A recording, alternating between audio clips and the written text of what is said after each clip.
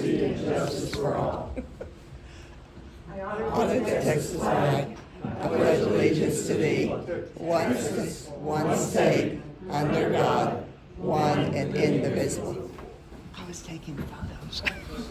I was going to say, you're exempt. I'd like to invite Pastor Oh, Carol, you're Dowdy exempt. from Church of the Living God to offer invitation. Amen. Thank you for having us come and pray. I think it's an honoring thing, and we are honored as a church to be able to come and do this, and so grateful for that. Just encourage everyone here to pray according to your conscience, and I will do the same. So, Father, thank you for your mercy. God, I thank you for this wise counsel here. God, it says in your word that if anyone lacks wisdom, that if we ask you, you would give it to us freely. And so, Father, I pray for wisdom upon each and every council member, mayor. Father, we pray for all the city services here, fire department, police officers, EMS. Father, I just ask that you would be with them in their day-to-day activities. Father, I pray for blessings upon this community, blessings for the citizens, blessings for the families here. We thank you for this. Father, as you spoke to me that love covers a multitude of sins, Father, I pray that everyone in this community would walk in love so great that they overlook the faults of their brothers. We thank you for this and praise you. In Jesus' name I pray. Amen. Amen. Thank you. All right, next, does anybody on council have any conflicts of interest to note based on the agenda items today? Okay, next is public comment. First we have Mr. Thomas Quigley. Tom Quigley, 16530 Henry Morgan. STRs are not the topic of my discussion, but they also are the topic. We have too many, and I agree. I've shared whatever thoughts that I have regarding elimination and regulation in the past. This is how, this has more to do with the STRs and what's being done in the STRs. Crowds, who's coming and going, staying, and what is going on without neighbors' knowledge.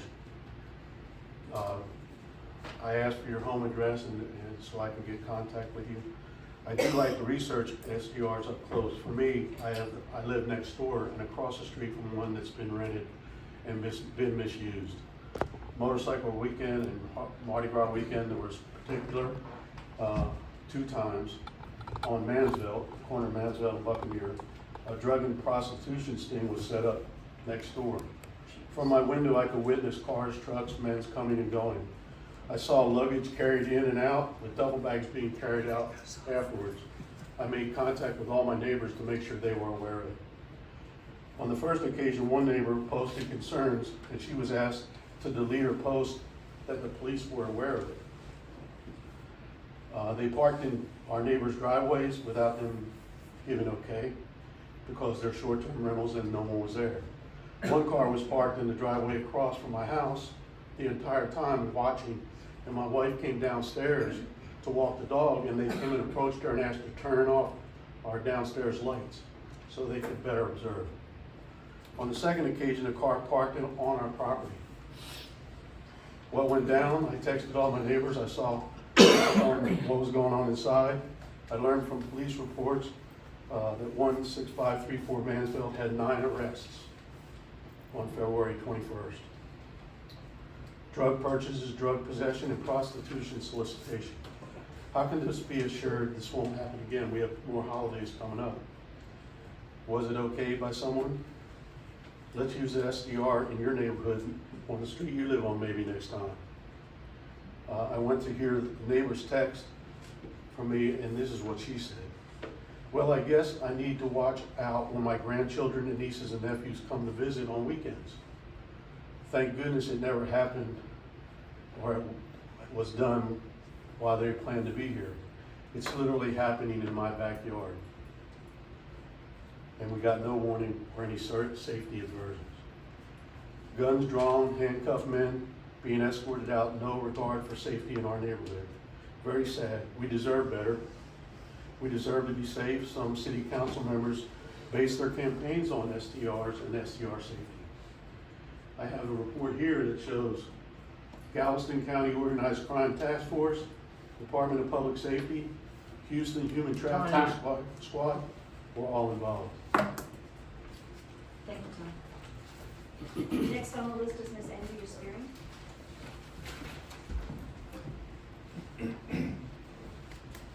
Andrea Spearing, 16617 Jamaica Beach Road. I want to again thank you for listening to citizen concerns. I think it's really, really important that council hears all the voices in the community and not just certain voices. So I would like to thank you very much for this opportunity. First off, I'd like to thank the police for the great job they did this weekend policing the beach. I'm beachfront and they were everywhere. They made everybody park where they should. When they parked inappropriately, they made them move. Yay. However, people were walking in our newly growing dunes and climbing all over the dunes. And we don't have any signage that says, hey, people, stay off the dunes. We tell them they're snakes. They don't read that. And they're like, oh, they won't bite me. But if we could get some signage that says vehicles and pedestrians pass this line, I think that would help that issue. I would like to address both the beach user fee and the STR ordinance. I'd like to encourage council to put the buff on hold at this time. I'm unsure as to what the goal of the buff is, as presented in the agenda, is to accomplish. The city will incur costs. Yes, theoretically costs covered by beach user fees, but nothing positive will really change on the beach. Again, I'm beachfront. Instead, according to the proposal, we will get porta potties just off the beach and the return of trash cans to the beach. I like not having trash cans. We will still have cars driving on the beach and too many cars parking on the beach. We are about to be one of 2 Galveston County beaches that either allows driving or alcohol, the only one that will allow both. Based on a comparison of the amenities at other buff in Galveston Island, our only 2 real amenities, driving on the beach and drinking alcohol, will continue to make Jamaica Beach a destination for the very folks that turn our beach into a free-for-all party scene. You can't blame that on STRs. Now on to the STR ordinance. I understand the council's desire to tie all of our STR ordinances into a single ordinance. I would like to encourage the city to continue to enforce all city ordinances across the board: noise, parking, nuisance, for full-time residents, part-timers, long-term rentals, as well as short-term rental owners. Don't just pick on STRs as the root of all negative changes within Jamaica Beach. Keep the occupancy as it is, as 2 per bedroom plus 4. Keep the registration as it is. Do not add a cap, do not change occupancy. Having 2 more people does not turn you into a party house. Please stop trying to improve on the ordinance. There is no such thing as a perfect ordinance on any topic. I'm sure council is as tired of this ordinance as we as citizens are. The continuous modifications are hard to keep up with. Either pass the ordinance or move on. Thank you. All right, next is Ms. Marisol Flores. I am Marisol Garza Flores, 16613 Carter. All right, I've got a couple things. I'm here.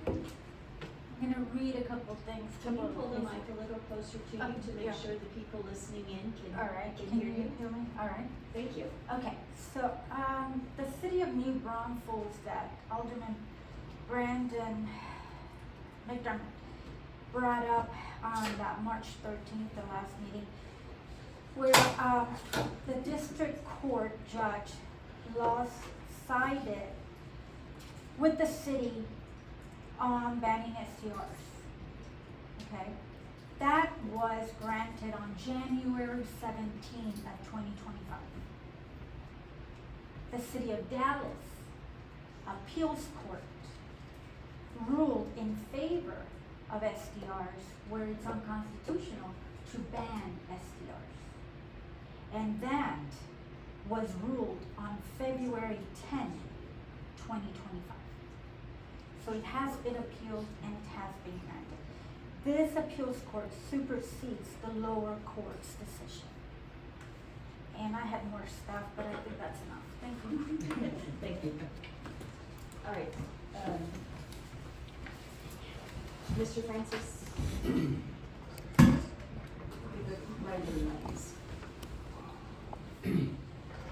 Jennifer Dana Odom, 16619 Jamaica Cove Road. We have our home set up to sleep 10 guests very comfortably upstairs. We have an extra large bedroom where we have a double bed bunk and a queen bed. This is a kid's bunk room. It has always been highly rated because of this room setup. Our home easily and comfortably sleeps 2 families. The other 2 bedrooms have king-size beds. We don't rent to anyone under 30. We have strict house rules. We have done nothing wrong to be penalized. We love JB, and the repeat families that stay with us love our home and the amenities we provide for them to enjoy all that JB had to offer. We are strongly against limiting the number of guests. Cindy Young, 4216 Spanish Main. I do not rent my house, but I think this council should stop with the ordinances on STRs. You have already enacted many ordinances and you need to let them work as already approved. Enforce the ones you have and stop changing them. I do not want my homeowner rights further limited. You are negatively affecting our home values. You need to work on fixing our infrastructure and cleaning up the neighborhood rather than continuing to waste time on these STR ordinances.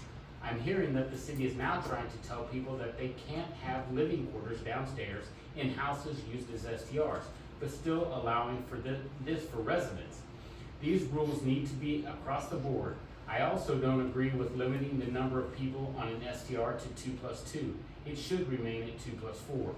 You are not thinking about the fact that many people have small children, and limiting it further will keep families away.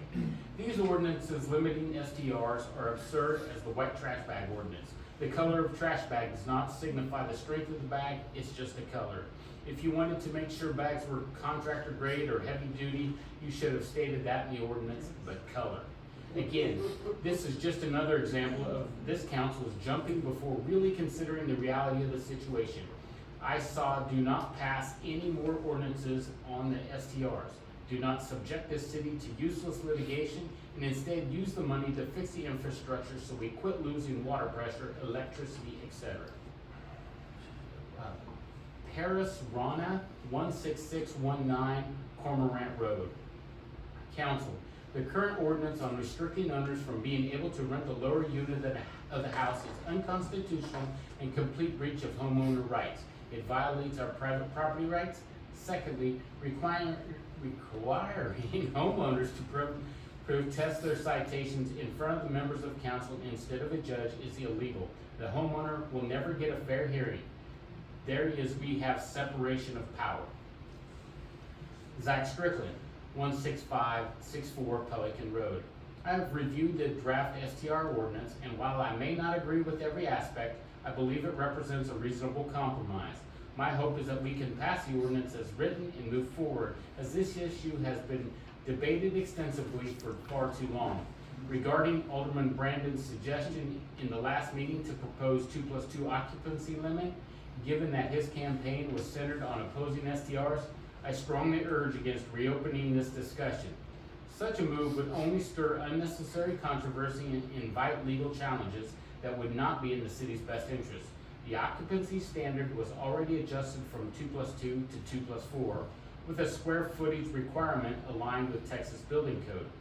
This change was thoroughly debated and based on established code, legal considerations, and best practices. It represents a fair compromise, one that council members Taz, Gill, and Mayor Bauer agreed sufficiently addressed concerns while reflecting the interests of the majority of homeowners.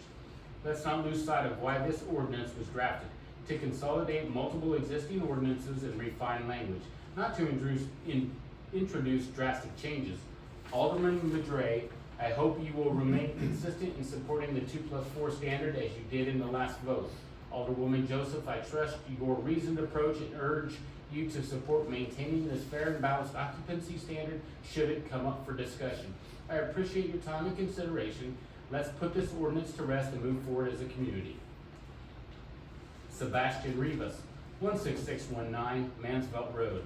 The city's STR policy unfairly creates 3 types of properties: owner-occupied homes, long-term rentals, and STRs. Despite Texas courts ruling such differentiation illegal, while the city can regulate certain aspects like hot taxes, it cannot discriminate against STRs by imposing stricter occupancy limits and harsher penalties than those applied to owner-occupied homes or long-term rentals. Does the city have the authority to regulate how many people stay on my property without violating constitutional private property rights? Will these occupancy limits and sanctions also apply to long-term rentals and owner-occupied homes? If not, this policy is unjust and discriminatory. Instead of creating unfair new ordinances, the city should focus on enforcing the rules already to make of Jamaica Beach a great community. Gene Crush, 6550 Tortuga Way.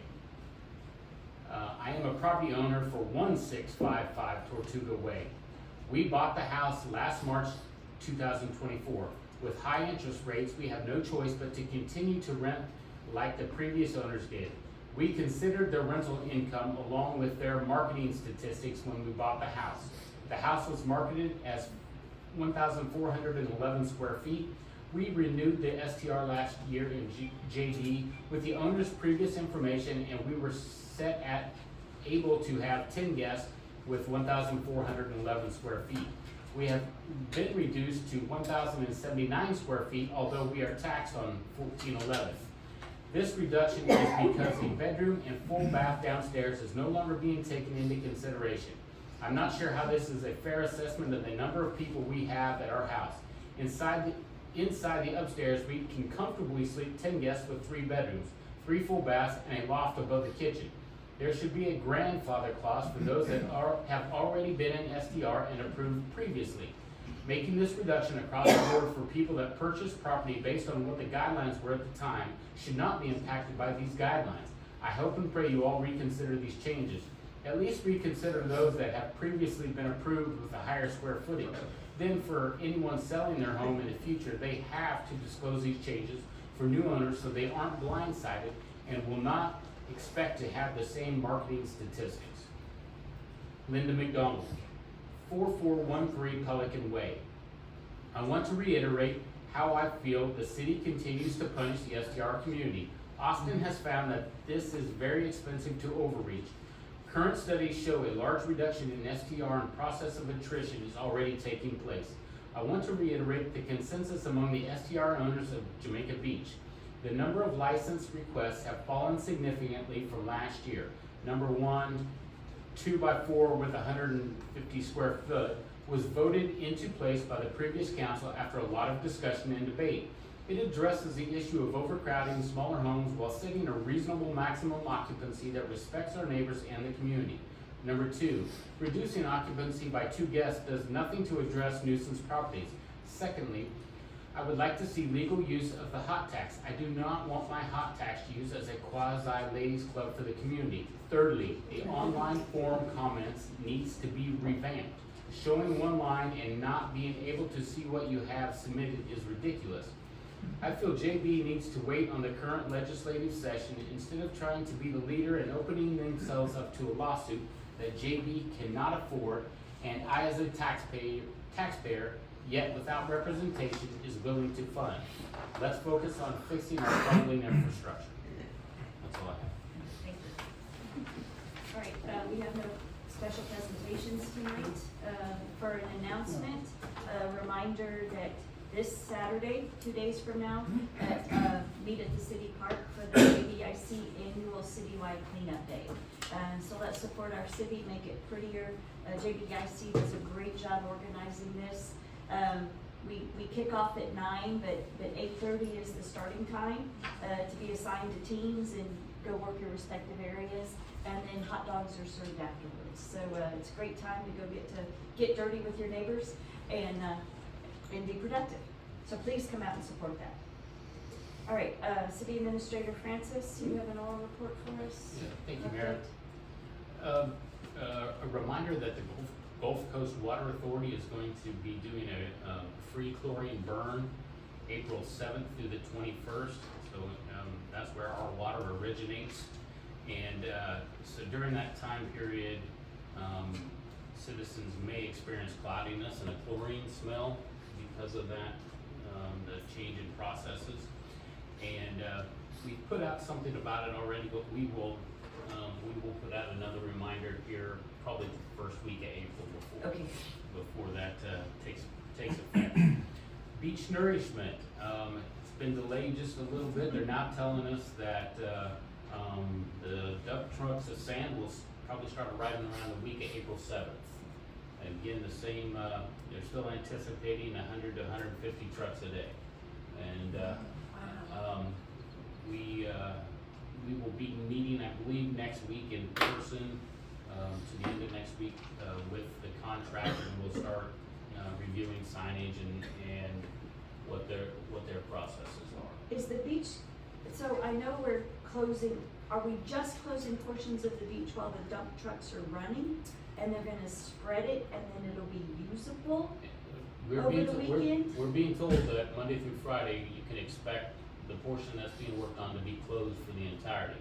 It'll be open on the weekend. Okay, all right. If that changes, obviously I'll let you know, but, right now, that's what we're told to expect. What was the new date number? April 7th is kind of when they're shooting for trucks to start arriving. And what is the duration of the work? What are they anticipating? It is an 80 working day project, so this is going to take us into the first week of June.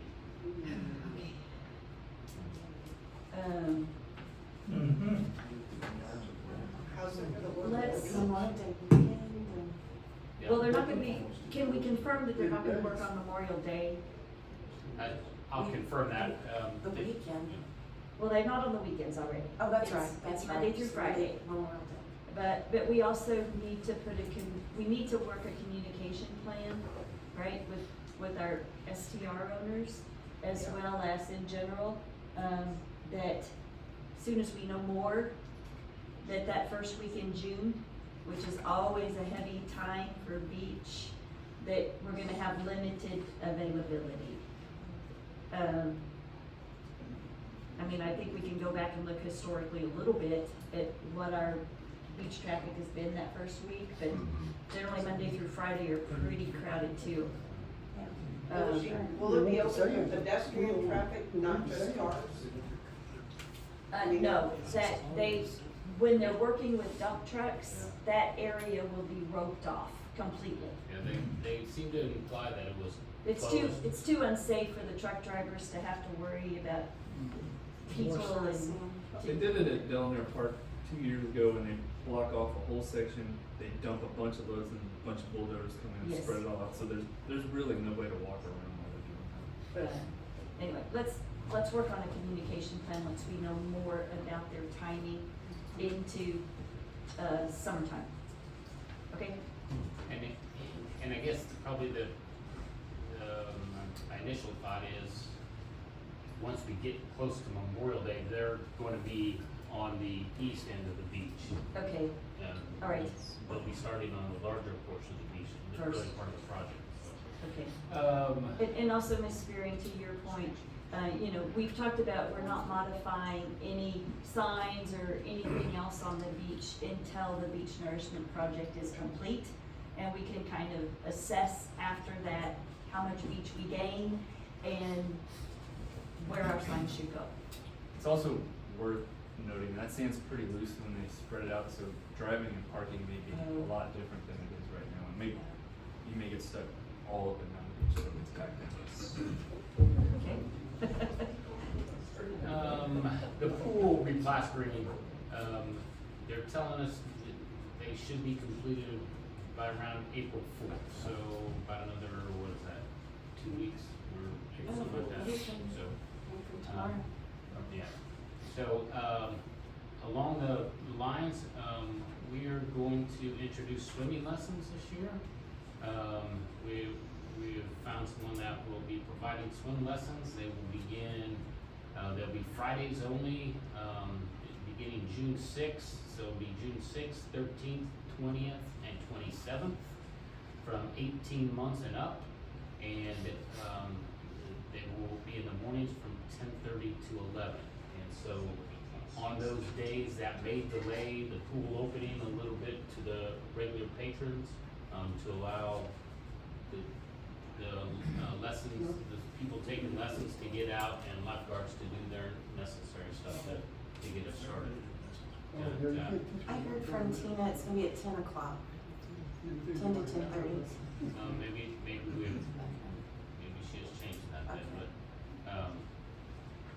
then, we have an opening on the planning and zoning board.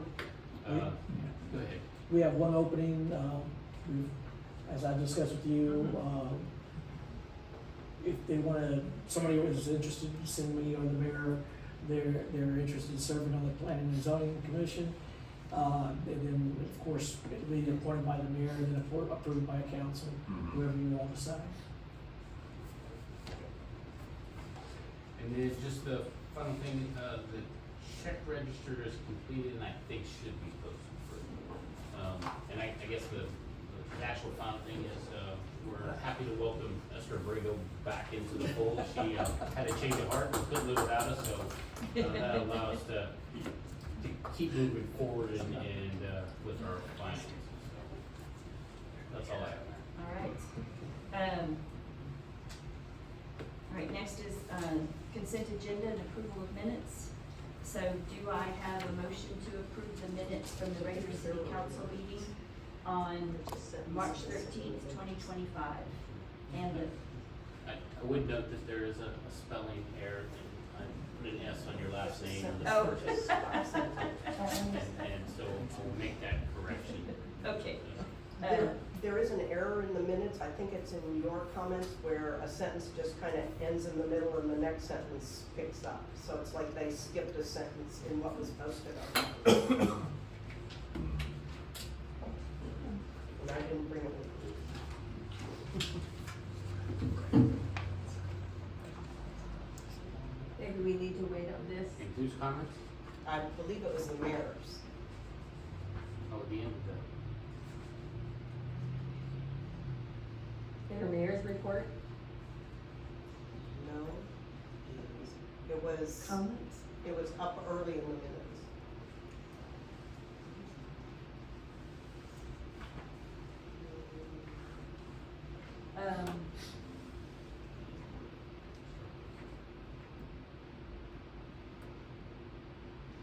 Oh, there it is. Under senior skip day, it was discussion and consideration of a parking ordinance. Skip day. Yes, so if you go, it's, What page? What page? page numbers aren't on here. It's discussion, It's number it's three. new order of business, item number 3. It's, There it Mayor is. Bauer said the discussion was talking about a senior skip day. She realized that the city does not have any emergency authority to. I think it's have emergency authority to limit parking. to limit parking. Yep. So, do I have a motion to approve the minutes as posted with the addition under section 3, new business discussion and consideration of a parking ordinance to include does not have any emergency authority to limit parking? I'll make a motion to approve it as stated. I'll second that. Okay, do I have a motion to approve as stated? Okay, thank you for that. All right, next is comments and reports from members of council. Alderman Madre, you're up first. Oh, I thought that would be the case. Okay. And I've kind of mentioned this in the last 2 meetings, but I want to follow up on it. My comments are around the public city budget.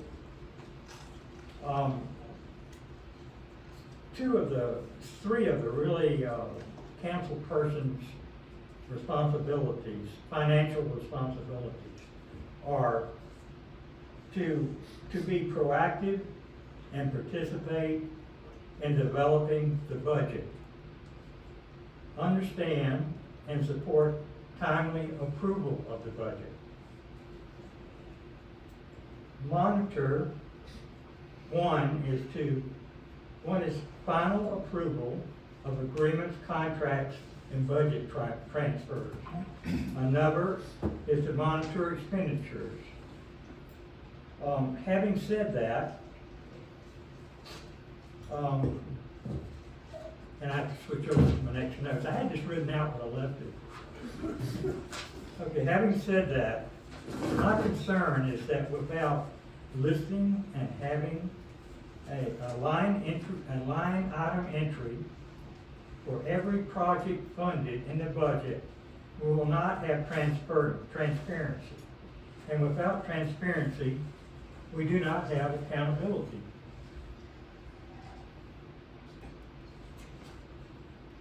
I'm really not concerned about how other municipalities shore their budget. I'm concerned that we should publish a budget that our citizens can see where we're spending their money. Thank you. Basically, every dog should have a home. Alderwoman. Thank you, Mayor. Yes, I just want to thank you, Mayor, for talking about the Jamaica Me Clean Day that we've got this Saturday at 8:30 at the Park Pavilion. But remember to dress appropriately in good clothing that you can do your work, and remember to bring gloves, shovels, bags, sunscreen, bug spray, all the good stuff, because you will need it from experience. And then on back to the pool and the swim lessons, I got more information that it does start June 6th, and if you're interested in registering your children, yourself, goes up to 100 years of age, it's a $60 one-time registration and a $60 application fee. It's $120 per person. So if you're interested, email or text Tina Cifuentes, our community coordinator, and she will put you down as someone that's interested in this swim lessons opportunity. Next Friday, we have our register for our blood drive. We would love to see more people support the blood drive. It's next Friday, April 4th at City Hall. Look for the big bus. We will start doing the blood drive between 8 and noon, 12:30. So we're looking for people to donate. So please contact City Hall and ask for Tina, and she'll get you on the list, and make sure you get sent to your email so that you can pre-register. April 12th, we've got the plant sale here at City Hall, at the park from 9 a.m. to 1 p.m. Then the Easter celebration is April 19th at the park at 10 a.m. to 1 p.m. It's gonna be a lot of fun. Bring your children. The Easter egg hunt has been a success, and it's a lot of fun. Man, they're done in like 30 seconds. So make sure you get there early. I'm not kidding, my grandson got there 30 seconds too late. And then, let's see. And then our 50th anniversary committee met today. I'm so excited, Mayor. We've got so many great things happening for our anniversary, and it's gonna be a lot of fun. So I'm going to try to do my best to communicate and get them out there on the website, Facebook pages, and website. We will get that too. But mark your calendars, please, for Saturday, May 24th. We're going to kick off Memorial Day weekend at 1 o'clock with all the festivities, and then we're going to go into 5 p.m. to celebrate the 50th anniversary. So it's an all day long from 1 to 9 p.m. on that Saturday. So it's a great weekend. More people will be in town, and so we're looking forward to everybody coming out to celebrate. That's all I have, Mayor. Okay, thank you. Alderwoman Jones. Thank you, Mayor. I don't have much to report, but I do want to just tell everyone that one of our neighbors is going to her grandson's, let me see how to put this. He is attached to the Navy's newest nuclear submarine, $2.3 billion submarine, and she took 200 stars, or is taking 200 stars with her to share while she's at this commissioning. So to me, that's pretty exciting, and that puts us at a total of about 10,900 stars that our little city has shared throughout 3 years' time. Also, I noticed and let Kendall know that I always check on the Narcan box downstairs, because we are one of the places where people can get free Narcan, and it's first time ever that it's been empty. So that means people are coming and getting them, and with the summer coming, we need to make that available for everyone. So Kendall, thank you for keeping track for that for us. That's it, Mayor. Thank you. All right. I just have one thing. Kendall is putting together a pretty decent mosquito plan And with this being our first rain of the season, I assume that the little boogers will be out here pretty soon. So with the new truck, the new license, and then an actual plan for spraying is maybe the best summer ever. Alright, Mayor Pro Tem Reynolds. Okay, just a couple of items. One, I wanted to mention the boat launch area was really dilapidated and eroded and looked like hell, and it looks great today. So I just wanted to commend the city for their work that they did to build up the area around the bulkhead and put the posts up with the yellow paint that you could see at night. So it was a very good job, so thumbs up for that. Reflectors will be put on. Oh, That's even nice. better, even better, thank you. Yeah, it looks great, so great job on that. Another thing is a citizen brought up the fact that we once upon a time had an emergency notification system that was a siren, and I guess it exists, but it's been out of order since Ike. And so it might be time to take a look at that. I just know from personal experience living through an F5 tornado, you know, you don't see them coming. It's not like a hurricane where you have days and days and weeks to prepare. It comes on fast, and in particular, during Beryl, we had a couple of tornadoes. And so that's what caused the bulk of the damage from what I've observed. So I think it's good for us to take a look at that and see if we can revitalize that. I've done a little bit of research on it, but I think that we need to determine who should manage it, where it should be located. Probably sitting behind City Hall is not a great location. Maybe at the top of the water tower where everybody can actually hear it would be a good idea. So just to have an emergency system. It's nice to have a backup when technology fails. I know that Galveston has a pretty robust system for notifying people via the phone, but if you don't have your phone, if your phone's, you know, lost or out of power or what have you, it's nice to have some other means of letting people know that there's an event going on. So I just want to make a mention of that we should investigate a little bit further. And if you save one life, it's worth it. We did look into it, and it was, the original quotes we got was much more expensive than I anticipated. I thought we could stick something out on this pole for a couple $1,000, and it was a lot more than a couple $1,000, but we can look again, for sure. What price can you put on a human life? Just saying. Yes. Mayor, I've got two more things I just remembered. I did want to call out though that we've got a really great committee for our 50th anniversary, and that's Tina Cifuentes, who's leading us up. She's our community coordinator, and we've got Janine Price and Dee Compton and Steve Curson and myself. But I just wanted to call out the other citizens. They're doing a great job. So they may be reaching out, especially to our residents or their families who've lived here 40 plus years, because we're really putting together really great opportunities. So I'd like for people to please respond if any of the five of us reach out to you. Also too, I know I mentioned all of these events for the community. I know some residents have asked, well, how much is this costing the community? We get a lot of things sponsored. Some of our local community partners are sponsoring these things, but they also are in our budget. And from what I remember, going to the, having been to the meetings in the last year and a half, I hear that, and I hear it from the community, and I don't know if the rest of the council has heard the same thing, but people were wanting community events to bring us together. I wish we'd do more things at the park. So we are doing that. So we are delivering on that, and it is in the council and mayor approved budget. So I just wanted to point that out. And Tina Cifuentes does an amazing job. I've been watching her work, and I just want people to know that she's done really well at this. So thank you, Mary. Okay. All right, on to new business. First of all, we have discussion, consideration, and take action on resolution 2025-2, declaring certain property as surplus and authorizing the auction or sale of said property. Do I have a motion to discuss resolution 2025-2? I'll make Oh, you will. Go ahead. I'll make that motion to discuss resolution 2025-2. I will second. Okay, Kendall? Okay, so this is very similar to what we just did with the boat docks. In fact, I think we have an error on our resolution. Oh, does it say? Boat slips, yeah, whereas so we're gonna have to correct that.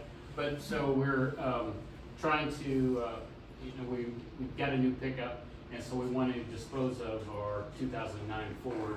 But to do that, we have to declare it to be excess property, and, so that's what this resolution will be asking, is for you to declare this as, excess property for us to go ahead and, sell.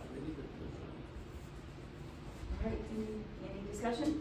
You have a methodology for selling, you're gonna just, I mean, I figured the condition it's in, we're probably lucky that we don't have to pay. Is there a blue book value? By Give me law, the VIN by dot law, com. we have to publish it, when it's available, Okay, and then take offers. okay. And like the boat slips, you need to set a minimum of what we'll take for it. If we did no offers, are we allowed to take it to CarMax or gimmevin.com or something like that and just? let Well, them buy it? there are some online government auctions, that we could post it on. Okay.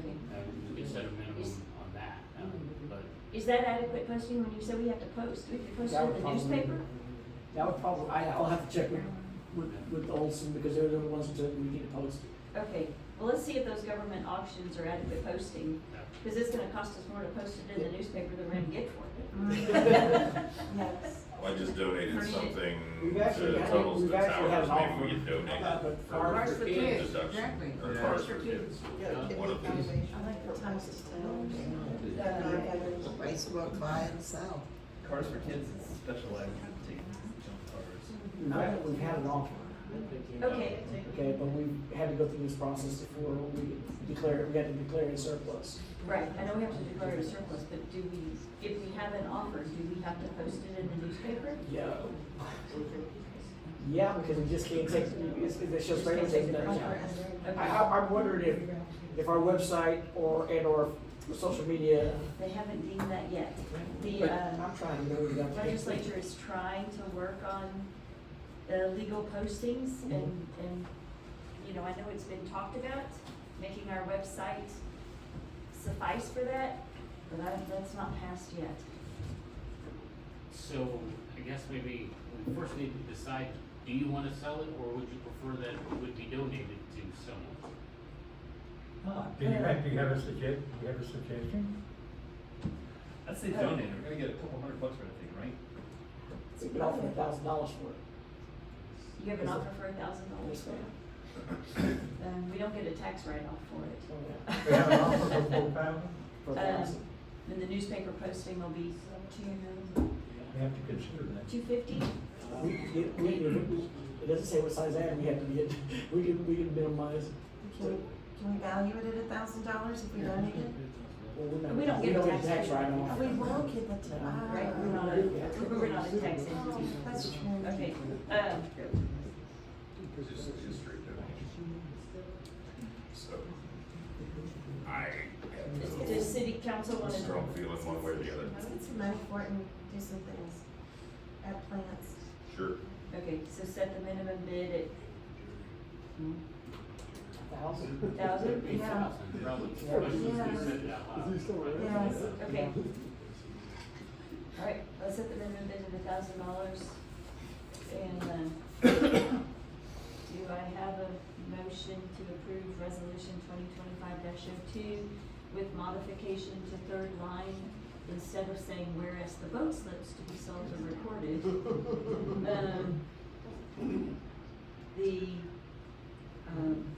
How do you wanna say it, Kim? Whereas the boat to be sold? Yeah, 2009, do we need to put we'll just repeat the first sentence, or first whereas. Okay, but it's known as VIN number, we Yes. will leave that. Okay, so whereas the 2009 Ford F-150 pickup truck to be sold is recorded in Galveston County Tax Office. It is. It is legally known as VIN number. Do I have a motion to approve resolution 2025-02 with that stated amendment? I'll make a motion to approve, as stated.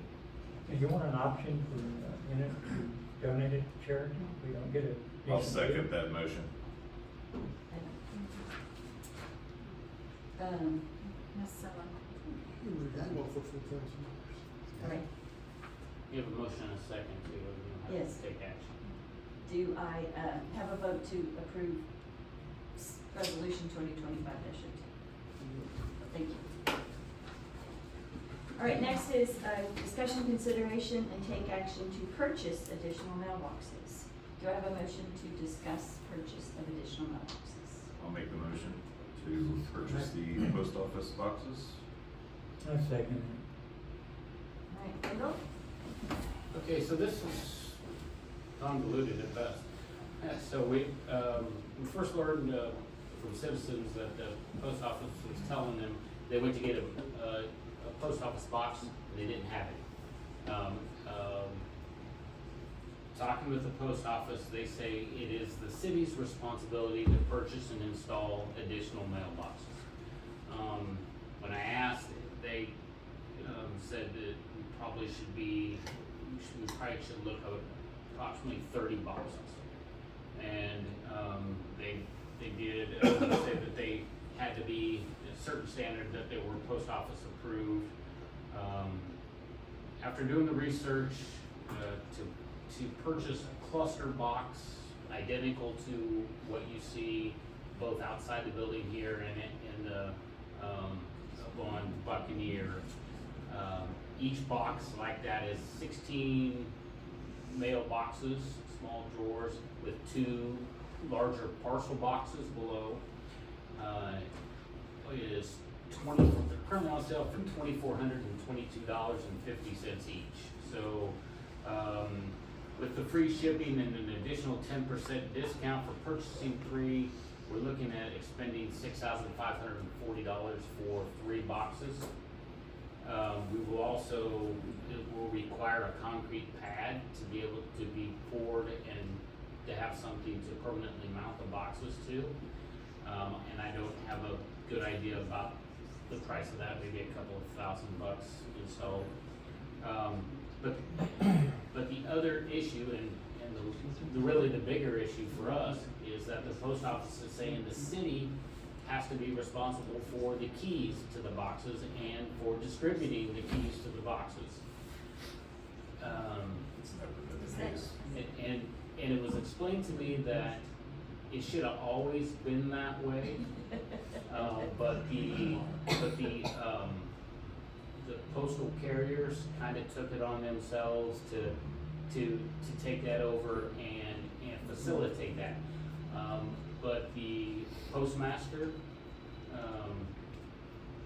does not want that to continue, is the way it was explained to me. So that we, as the city, need to be responsible. And I don't honestly know what that looks like. I don't have a process for How this gonna work? yeah, if they would come to us, how we would coordinate with the post office. The post office is less than receptive when you try to talk to them, so I don't even know how to begin to go about that process. When you spoke to them, well, first of all, do you know how many boxes we actually have right now in the city? I do not. Because I'm curious, I mean, how many of those are derelict that, I mean, aren't being used now? I would be curious to know that too. And I don't even know how to go about that outside of trying to find one of the carriers. But I noticed the route carriers there's a couple of them that I see, so it changes a little bit, to know what their responsibility as a carrier is, to know, is it actually derelict, is it just inert? Is it active? Yeah. I mean, are they just getting junk mail? They're just magazine, I mean. Well, I know about a year and a half ago, we did do some cleanup and found that there were empty boxes and we had those released and reassigned. So we did do that not too long ago, because Mike provided us some insight into the condition of the status of those. So we freed up enough to get us to this point again. But I guess we're We need Mike back. Yes, back here again. yes. He was one of my classmates, I could ask him to It's- hook you up with a meeting with Mike. I mean, But as But far, I mean, would have if some- the mail, if the post office, I mean, we're probably gonna be here again, right? We So, go through our, somebody in the Congress, I mean, I think we probably do congressional need to person. purchase some more, and unfortunately, we're just gonna have to, Well, I think we do, I think at the very least, we need to purchase them and install them. It doesn't mean we have to start issuing keys right away, it gives us time to, because it will take a little while for them to get here and for us to install them. and work the process. Where are we gonna put them? We do have room here, behind the current, adjacent to the current boxes here. That's a good Yeah. I mean, I'd like to get to the bottom of whether, these things are vacant. If there's some that are vacant that we could utilize before we have to spend money. I mean, I don't know. Well, as we work this, Who did you talk to over at the post office? Was it the postmaster or not? No, I've talked to 2 supervisors. The last one was the most helpful, and I do have her name on a piece of paper on my desk. But honestly, I was standing there, she was having to text between the postmaster and the route carriers to get some of the details. Just postmaster does all day long. yes, Ms. Graham? Isn't part of the issue that you have to have a post office box to get a package delivered? Because I can't get packages delivered to my house. I have to have a post office box to get packages delivered. But I have to have a mailbox in order. Yeah, If it's delivered. if it's delivered by the post office, Mhm. that's Yeah. true. Yeah, that's correct. Yes, Ms. Jocelyn? So I had a guy that I used to talk to at the post office, that's one of the postal carriers, and I just texted him and he said, we're not out of boxes. So we need to loop this guy in. It's kinda weird, cause he said, no, you're not out. Yeah, But, what's the you know, demand outside of? this guy still works here. Is it 1 or 2 people that said they didn't get them, or is it like 30 people that said they didn't get them? Well, we've only had a couple people come up and say that the post office told them they were out, and we had to purchase more. Well, And we they could said, find a couple, but I don't know. Could we just I'm gonna ask him, simply, I'm gonna could ask we him just how many simply, forgot. excuse me, No, go ahead. Pam, are you finished? Have you finished? No, I'm just, Go ahead. Are you good? Yes, go. Couldn't we simply just have a supervisor, maybe give us the same mail delivery person for a couple of weeks? And let's get with him when he's out there delivering mail and find out which box office. I can attempt to catch the purse here. I think You know, I'll give you the this real guy. answer is the person who's delivering the mail. If he, she That are is doing what we it did. on a That is regular basis, what we did they last know. time. Right. I Excuse mean, I know. me, would you like to do? No, go ahead. No, go ahead. No, I'm just, not no, I was just agreeing that, yes, let's find out. But we also need to establish, I don't know how we establish the process with the post office on getting keys turned in and, abandoned. You know, people move and they just move. You know, I guess we need a process to figure out forwarding addresses and if they forward an address as a permanent change, then that deletes their mailbox. That seems like something too, when you move, you fill out that form where your address was, what your new one was, and then they forward it for a certain amount of months and then it becomes not your address anymore. That seems like something the post office should tell us, hey, this one got canceled, it's available. That'd be nice. Are we supposed Back in to the say yes? Stone Ages when I worked there, the city was not responsible for it, it was the postal service, because it's a federal system. It's not a local system, so the Fed has to take care of it, they were responsible for the keys, because you can't mess with other people's mail. Right. Otherwise, it's a There's federal a offense. reason here, Aaron, excuse me, go ahead, Lois. No, I don't want to talk about it. I was just agreeing with you. Mayor, Galveston has boxes in Sea Isle, in Pirates Beach, they've got boxes. I don't believe the Galveston takes care of them, the post office takes care of them. Yeah. So, Well, I was gonna say there is some history here, Mhm. in that at one time we had the post office right here, Yeah. and we lost it. And there were certain agreements made with the post office, all right, so that we could have these post office boxes here. We put a new cover on them, we expanded them, different things. So that's kind of the history on this, and how we Post office got was here. Did the mailboxes, were they at each home, or did you use boxes? No, it's just, Most of the mailboxes were in place, but as part of the agreement that the administration at that time, losing the mail, losing the mail, and losing the post office, would that we would take over, right, with the mailboxes, and that's how the key thing got involved. You with me? So what happened at that time, the post office, pretty rude. Yeah, I ran You're the more post knowledgeable office. than me. They gave us 10 days to find mailboxes for 100 people, because the Yes. post office didn't have them. Hmm. There you go. And so, part of this, we Several years. inherited responsibility for the mailboxes and the keys. And no one ever, obviously, has been time to work this out and have some process. Again, That's the that may history. have I don't like been, thank you Jamaica for Beach. that, and that may have been the way it went, but I don't think that's illegal, right? I don't think I don't that's know. right. So we should probably clear that and figure out who's responsible for what. Really, before we start messing around with it. But that's really the. Because it's so the history. Fed, there's no doubt, that's not our purview. and we technically don't know what the need is. If we've got 20 boxes that aren't being used and 3 people need boxes, we should, it's probably gonna suck to figure out, but we don't need to spend $6,000 to add new pad. Yeah, it sounds like maybe we better push back with the post office again a little bit. Mr. Harrison? I can say I only have a box so that I can receive packages. So I don't use the box for mail or anything else. Now that we have the parcel room, could I address my packages to the parcel room? It's not allowed? No. And I can let my box go? You're the problem. Yeah, I mean, in many ways, yeah.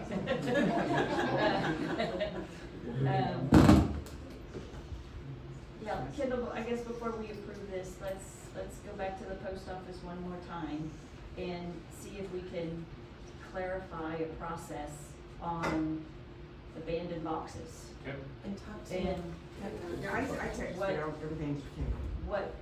what we can do about that. And then also, let's give some pushback on managing the keys. That's government. Yeah. I don't think it's our responsibility to manage the keys. It's a federal crime. We sure to are. access. Yeah, that leads to tampering, and that's bad. You know, we try to get Randy Weber involved too, if we need to. Yes, yeah. I mean, you kinda help. Back in the day, the post office, well, at one time it was in Wolverton Real Estate, I worked there, and it went to Galveston, and the real estate company No, had it to didn't. pay It a went- person it to work went in to there the- back then. it didn't go to And Galveston. I did real estate, but also ran the post office, She's right. so, but then it just overgrew it. And, I mean, you gotta fill out a form, you gotta do different things, you can't just pop a bunch of boxes up and think somebody will come along and say, I'll take that one. Yeah, no, there's gotta be a process for it. Let's push back on the post office a little bit. While we're talking mailboxes, I'm more concerned about mailing mail out of here. And I understand we have a mailbox coming for that, Yes, we do. and we need to, and we already know what we're gonna do for providing the concrete pad for it. That's not on us. The post office said that they would be supplying that and installing it. And the pad and everything?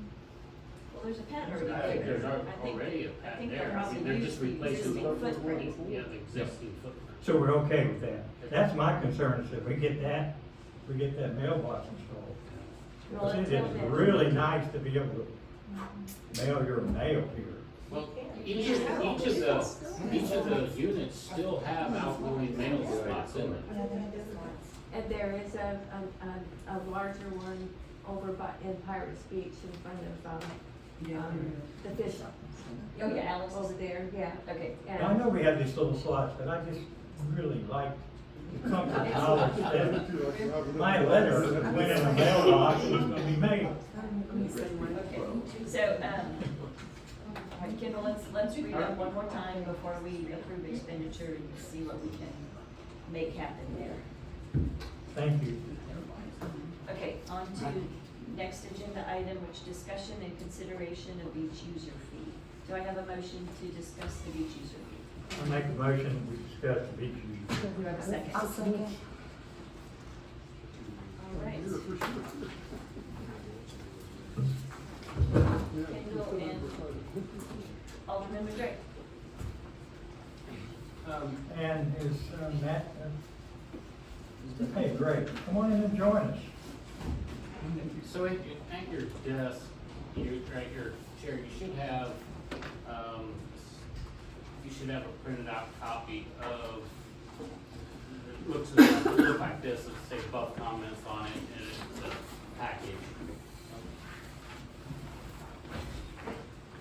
What I have done or tried to do to help facilitate this discussion is that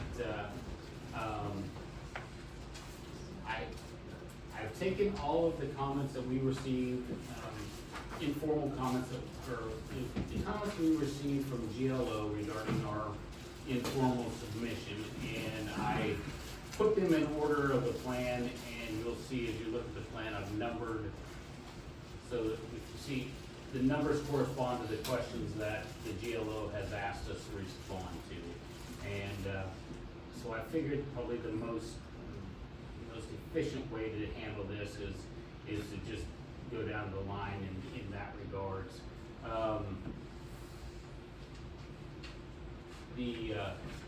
The first question or comment that they put towards the plan was our first submittal.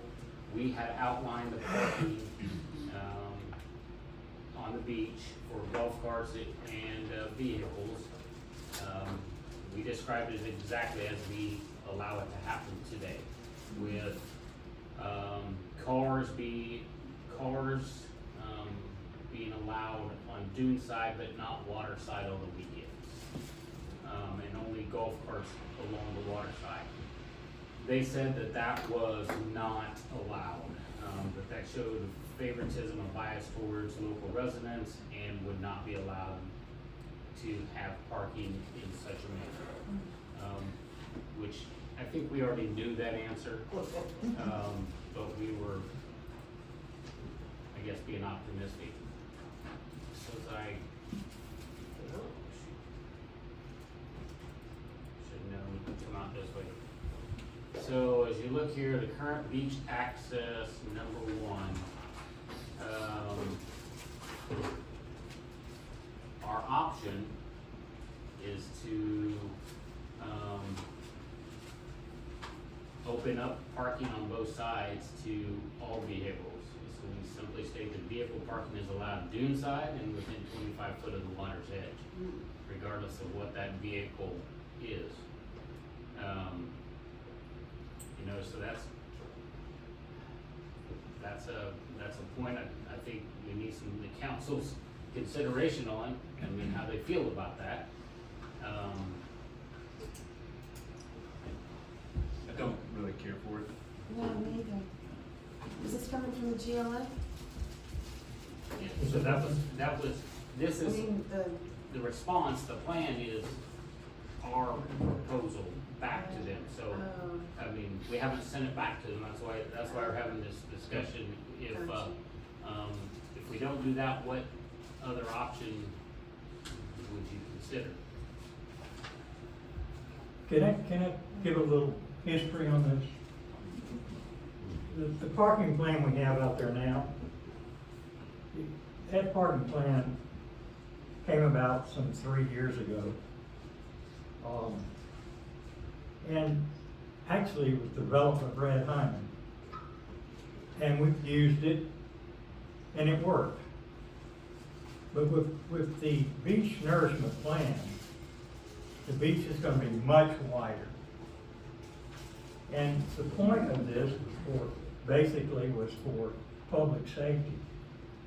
Now, I've had a lot of comments in the past about, well, it's not really necessary. Why not let people park like they would normally do at a beach, right? Normally do at a beach, at a free park beach, not on assigned parking spot beach like we had at Stewart's Beach, where they park, they don't, you know, they have no choice.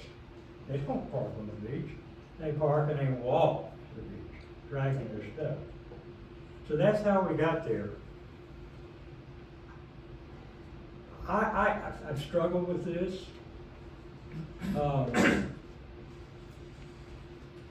I don't have another answer for our people to be able to, and we are a golf cart community. I do not have another answer for our citizens to drive their golf carts to the beach and park at the waterside like they should be able to do. That complies with the Open Beaches Act. They have a point. So my thinking is, let's try this. Maybe we're not as smart as we think we are. Let's try it. Let's see how it works out.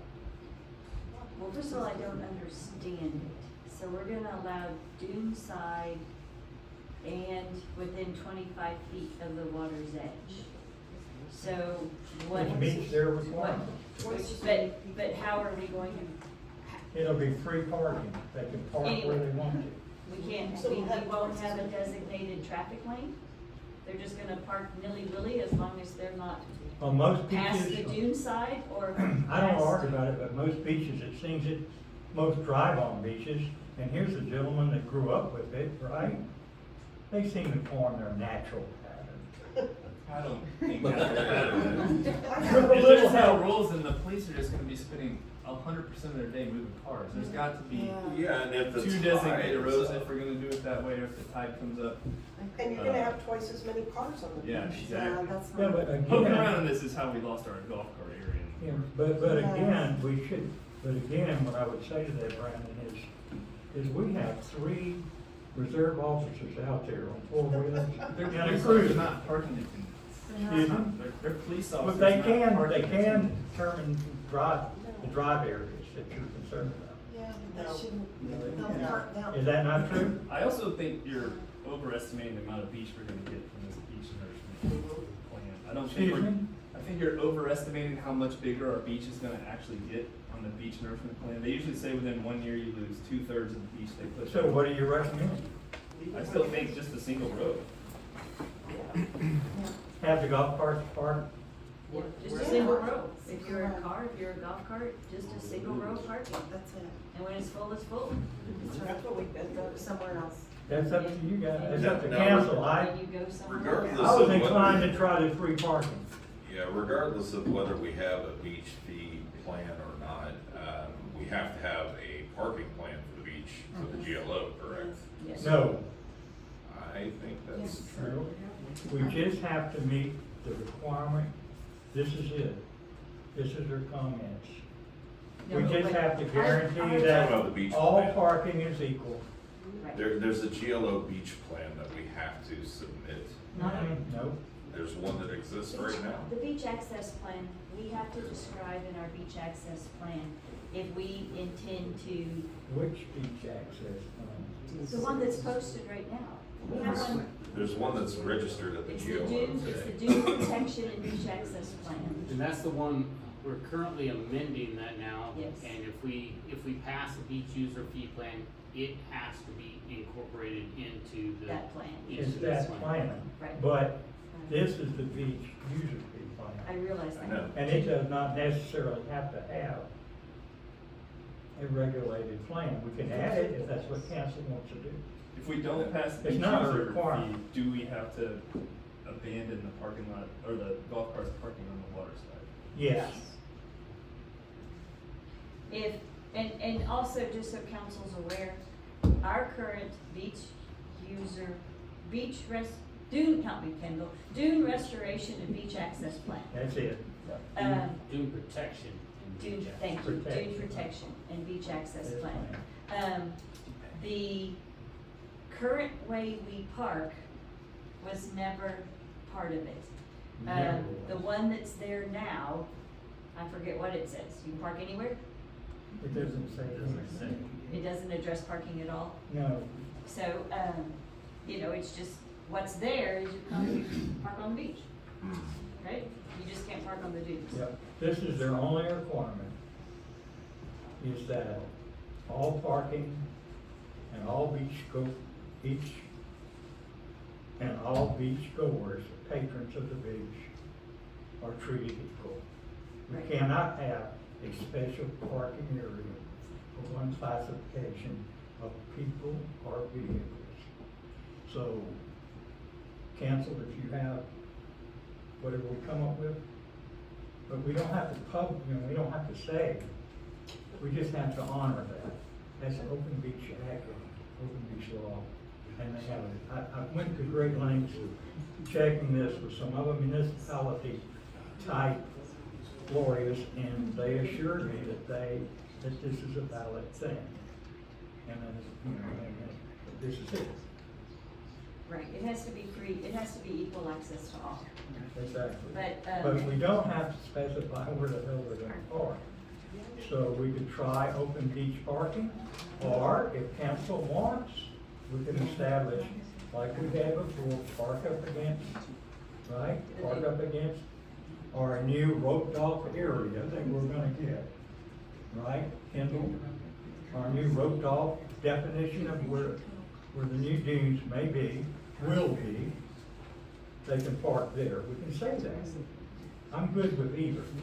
I'm having trouble with the bullet underneath one. The city should clarify if all vehicles, including golf carts, UTVs, and automobiles, will be denied parking on the beach should the dune side be full. This is the part I'm struggling. Or if only golf carts will be allowed in reserved beachside parking spaces. We don't have any reserved spaces. I mean, what is this bullet for? That was these are word for word the comments that the GLO has provided. What they sent. So they're telling us that's what we need to consider. That's what, these are their comments, asking us to question, asking for clarification. These are concerns that they have based on the last submittal, where we expressed what how we currently park. So what they're saying is if regardless of vehicle type is lined up against the dunes and that's full, is our idea to put just golf carts in between the lane of traffic and the water, right? And so they're saying that if that's our plan, we can't do that. Exactly. We have to open it up to people. It's their way of saying that, it's up here. I did call her and ask her about that, and that is it. We've got some comments. Yes, I know. Mr. McDermott? Ralph McDermott, 16715 Sandpiper. The GLO does not recognize UTVs or golf carts. They're vehicles. So we need to wipe UTV and golf carts out of our plan. They're all vehicles. If we provide a place dune side for all vehicles, that is a great parking plan. They can't argue with that. That's it. Right. Now, I agree with, I don't know whether it was Brandon, that sand they put on the beach, it's not gonna be there long. Yeah, they're getting ready to do Babe's Beach again. Didn't last very long. And that was a way more significant project. It was. That was pipe. They push it out into the water with bulldozers, and before the bulldozers have been loaded up on the trucks and headed back, the sand is gone. So I think dune side parking for all vehicles, Period. and that's it. There's no UTVs. That's our choice. That's right. So in that instance, when the beach is full and we're saying there's no parking, that means if you went on your golf cart just to drive around and not even go to the beach, you're not gonna be allowed to go on probably. That's correct. Oh, not even just. They can drive around any place they want, but they Well, then if the can't. beach is full, they're not gonna let anybody on. It'll be, like we discussed before, temporarily closed. We'll notify the GLO that it's temporarily closed because it's full and we'll reopen. Oh, wow, not even Ms. Spearing, you had a comment? Yeah, and I just wanted to say, as a beachfront owner, the plan that we had last weekend where they just parked along the dunes, Friday, it was pretty full, The police did a great job of having people park where they are. It seemed like the kids were safe going back and forth. If we do dune side and beach side, people are gonna get hurt. There's gonna be problems with kids running between cars, and where are you gonna put a tent? Where are people that actually walk to the beach? Yes, there are some of us that do that. Where are you gonna put your tent? You don't have the problem. No, I do have the problem because I have 2 rows of cars and I have drunk people peeing in my yard. That is a problem. But what I'm saying is that I think the 1 row of parking like we've done in the past year has worked.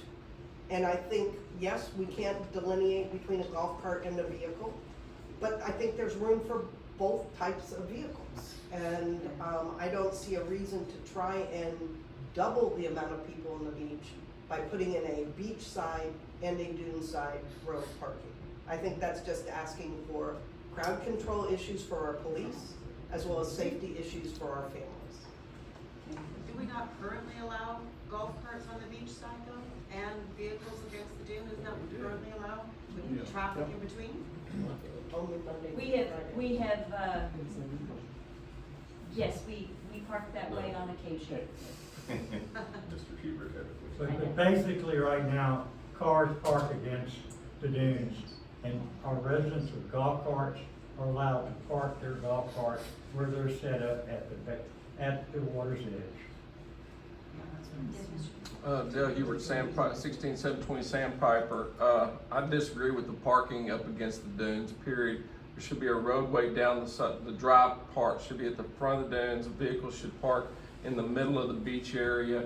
There's been too many times you're driving down there and 2 little kids are running back and forth from the cars, back across from the campsite to the cars, and it's constant traffic. I don't think there should be any parking on the dunes. Our idea is to protect our dunes, and we're not protecting our dunes when we're allowing people to pull their cars up on them practically, and it destroys them. So, and they leave their trash in the dunes. So I think that we need to park away from the dunes, have the roadway down the front of the dunes, roped off the dunes. That way they're safe and protected.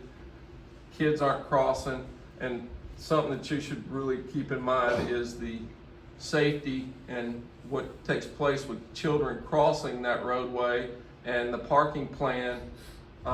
There's a liability for the city if you're wrong. I've heard that from several of the residents. And the drive lane thing, I was hoping you would address, if we do that, we may have a more practical drive lane, closer to on the dune side. That would stay open all the time. I like that idea actually, because then your driving lane is all the way up by Yes. the dune, and if there's traffic going back and forth, people are gonna be less inclined to go into the dune. Yep. You know, they should be. But it's a We big could put, I know. we could put a But we could pole or put- something yeah. that says This park on isn't this the first side. time I've heard this. I don't It know. causes a problem when the tide is up that high. You put ballers up, and the tide comes up, then you've lost the flow, now you're stuck. I don't know. Again, that's cancel. This is the most, probably the most important thing this council will decide on this plan. One of the most. I agree with Dale and, Gilbert? Gil. I agree with them. The problem is, we have a tide, and it moves back and forth. If we put a road up by the dunes, put a parking area and put a play area, that parking area is gonna have to move, depending on what time of the day it is, or what time of the month it is. Our easiest and simplest thing is not park at the dunes, but park toward the dunes. I know it's bad to have the kids running from the house to the car, but families need to take care of their kids. We're providing a safe parking area. Just You trying don't to have say to that, worry about cars if they getting don't have to stuck cross because the tide the comes road in. And to go to the car. we'll keep the traffic slow with our reserve cops. but I think the parking area toward the dunes, leave everything else open, that is a safe, it's effective, and it's a simple plan, and I think the GLO will agree to it. As long as we don't put golf carts and UTVs on it, I think that's the way to go. It's worked so far. There is a small chance of little kids, big kids, drunk kids walking out in front of cars. But personal responsibility, and our reserve officers should be able to help that. Do you have a sign saying that the city is not being held responsible? And also, just to that point, the cars in the middle also creates a blind spot for the road where if kids are gonna shoot out, they're shooting out from right behind a car, we're not gonna see them coming. If they're running up from the dunes, maybe you'll see them if there's a little leeway, but again, the cars are parked here, so it could be the same instance. But I think dune makes the most sense just because of the fluctuating tide daily, hourly, but.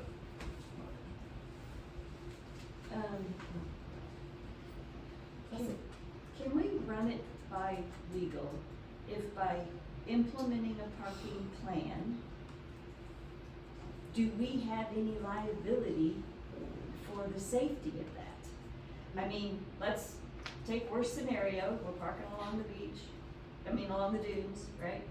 And we have this roadway between the car and where people are set up with their tents and their activities, and a kid gets run over because he's running to his car to get his football out of the trunk.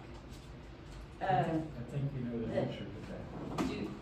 By saying this is the way we're going to park, do we have liability for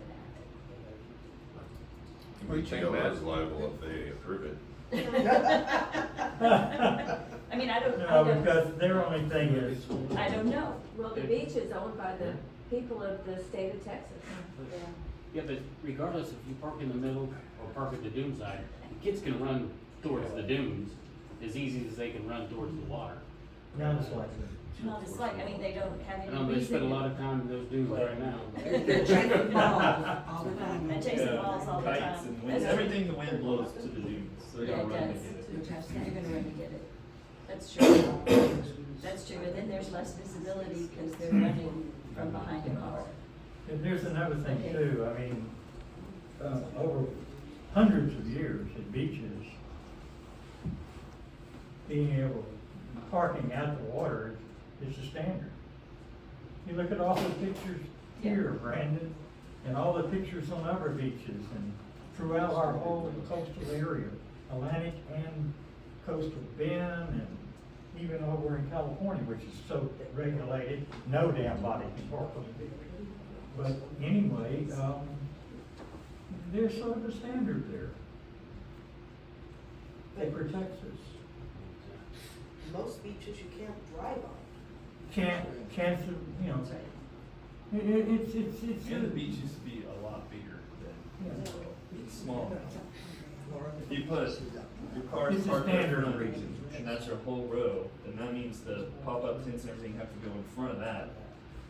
Okay, so is the consent? We still have to vote on this thing. I'm hearing the consensus is to keep the parking dune side with the row and then the beach. But that's the only place we'll allow parking, is one row of parking along the dunes. That's what I'm hearing. During the weekend timeframes, right? Any time frame. All the time? That's what we're No, saying. but you can say it during non-busy times, Yeah. right? Hmm. We could allow, Yeah. right now, if it's not on the weekends, we allow you to park anywhere. Yes. What we submitted to GLO was one, during the weekdays, Monday through Thursday, we would have open parking. Open parking. They would not be required to park in any manner. However, during the holidays, we would have regulated parking, and they would park up against the one row up against the dune. One row, but we would also allow golf carts to park. Well, but they've denied us the right Yeah. to do that. And they denied us the right to do that. I think the GLO wanted consistent. GLO. Monday through And they Sunday. denied it to us They based want on you to the meet. open beaches law. I think Matt's right. I think we should stay consistent. They'll want you to And stay if we're gonna- consistent, they won't want you to change it. Do you have people that can be there on the weekdays enforcing that?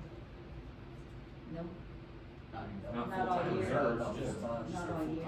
Just the full-time. No, I But they don't know. do, I think, right now, the full-time guys actually do keep it. yeah, they do.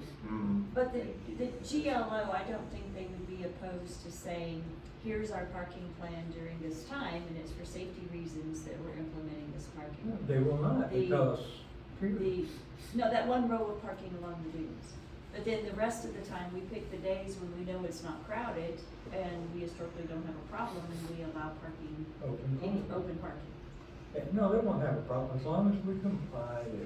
The whole key is what they say.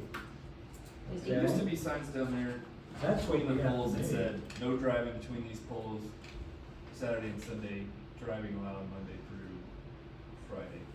I don't remember Monday through Thursday. where they were, but there used to be different, so they have allowed that in the past, so different rules for different days.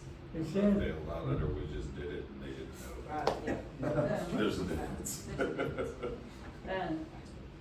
it says that this proposal would benefit local residents with a golf cart and therefore discriminate on the basis of residence.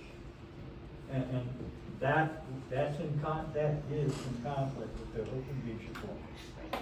But if we required one row of parking on the dunes during heavy traffic periods, which we specify in our plan, that's summer weekends and summer weekends, right? Spring break. Spring break, or Holidays. or weekends from spring break till October 1, right? I think it said even during the week of spring break, but I could be wrong. You know, that we require one row of parking, and then the rest of the time it's open parking. I don't think they'd be opposed to that, and we would clarify, because it's equal, right? Because it's Anybody, equal. right? Throughout the day. Everybody Yeah, gets for the sure. same access, and we're controlling it to one row of parking during crowded times, for the safety of our beachgoers. Really after Labor Day, right? I mean, everybody's back in school. It's Yeah, not but very weekends, crowded. yeah, I mean, we can pick the dates. October 1st is We're really. really talking 3 or Weekends in 4 days. September, Right. Yeah, weekends are crowded. Okay. Okay, so we're in agreement that that's the way we're going to We should have a little vote on this too. Spring break. Well, we have to vote the whole BUF plan. I don't think we're gonna vote item for item, Item we just by item, agree. plan. Well, we gotta respond to the GLO before we can vote. This is how we're gonna respond, that's what we're saying. Right. This is it. I know, but then when the GLO has to approve it before we can vote on it. They're saying that we meet these Okay, requirements. guys, Gil, I don't wanna vote item for item for item. Okay. We've got consensus that that's the proposal we're gonna put together. But this motion is gonna be something else. And, well, we're not voting on an ordinance tonight. No, it's just a. No, we're voting on our response to the GLO. No, it's just discussion and consideration. There was no action to, right? We're just, Excuse me? we're just There's no gaining, action on- we're just gaining alignment on the response to GLO. That's what we're doing, so we can, so you and Kendall know what to put in the plan back to GLO, so that then when we put our ordinance together and we need to vote on it, we'll all be in alignment on what we're voting on. I agree with that, as And this long as is- we have so stated somehow in the minutes It's, what, it's stated what in the minutes. council agreed on. It's stated in the minutes. We all agree. That's it. Okay. We simplify it, but Yeah. we do have minutes to that, to the effect of what we agreed on. Okay, number 2, Kendall? Number 2 is the city should provide a signage plan for identifying the fee and non-fee areas. How will the fee and non-fee parking areas be delineated on the beach? And then there was a question of bollards. So in section 2, 2C, signage shall be placed at both the 15-mile road and Buccaneer Street entrances, identifying free and paid parking areas. The two areas are, and if you read B, the beach is divided into free and paid areas by the imaginary transverse line of Buccaneer Drive extending south to the Gulf. Free parking shall be to the east of that line and paid shall be to the west of that line. So will we have some demarcation? I mean, I know there's an invisible line, but are we gonna have like a couple of bollards? We have not Beyond stated this that. point is free or beyond this point? The sign when you come in is gonna say, to the left is free, to the right is paid. Yes. We're gonna have big signs up there that's arrow one way and arrow another way, free or Free paid. fee. I just don't want people fighting over 5 feet of ground because they said it. Just that way, I'm on the side of the road. Well, my answer to that would be if we end up with an issue, we'll put bollards up and then My goal, my hope is we don't have to put any bollards up. We should not have. we're hoping that people aren't arguing over that, where that imaginary line I'm is. with you. But at Devil's advocate. anytime we can put bollards up to further separate it. Yeah. But we'd rather not. They get washed away, et cetera. Yes, Ms. Reagan? Will the residents still be able to buy their yearly pass so they don't have to, okay. Yes, this does provide for a yearly pass to cover 2 vehicles. Yeah. But it's also important to note that a pass does not guarantee you a place to park. That's right. First come, first served. It is. Number 3, the city should provide information on how the proposed fee amount of $15 daily and $50 annually was determined. The GLO recommends the city consider changing the proposed fees to be up to $15 daily and up to $50 annually to allow future flexibility without a plan amendment.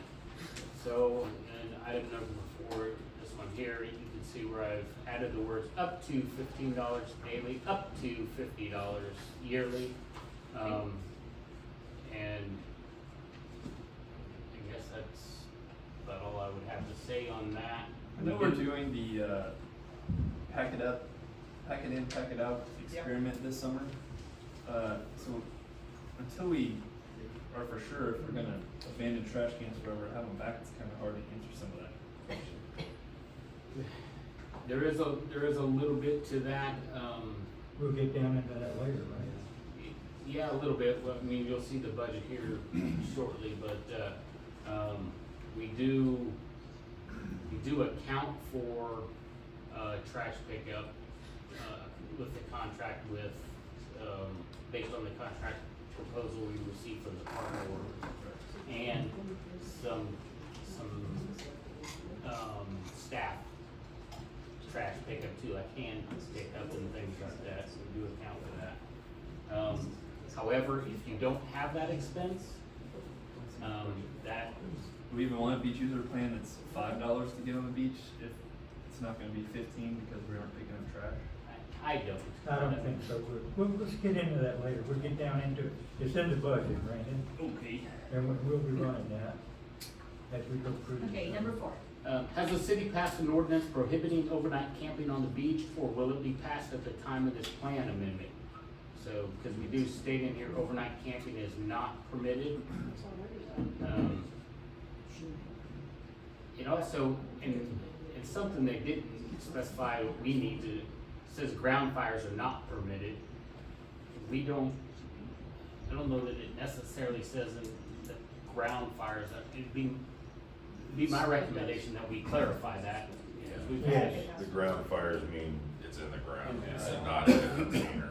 You know, you can have a container on the ground and have a fire in it, you just can't have it on the sand. Exactly, Yeah. that was the point. We already have that one. New bonfires.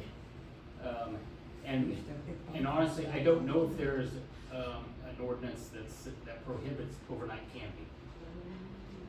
If you have a fishing pole, you're not camping. You can have a tent out there, and if you're fishing, you can fish overnight. And on the beach side, you don't have to have a permit, right? Do you have to have a permit?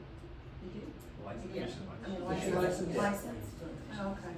People looking around, we're I thought there was that ordinance, it doesn't have overnight camping in it, it just says you can't leave things overnight. Can't leave and it things will be- overnight,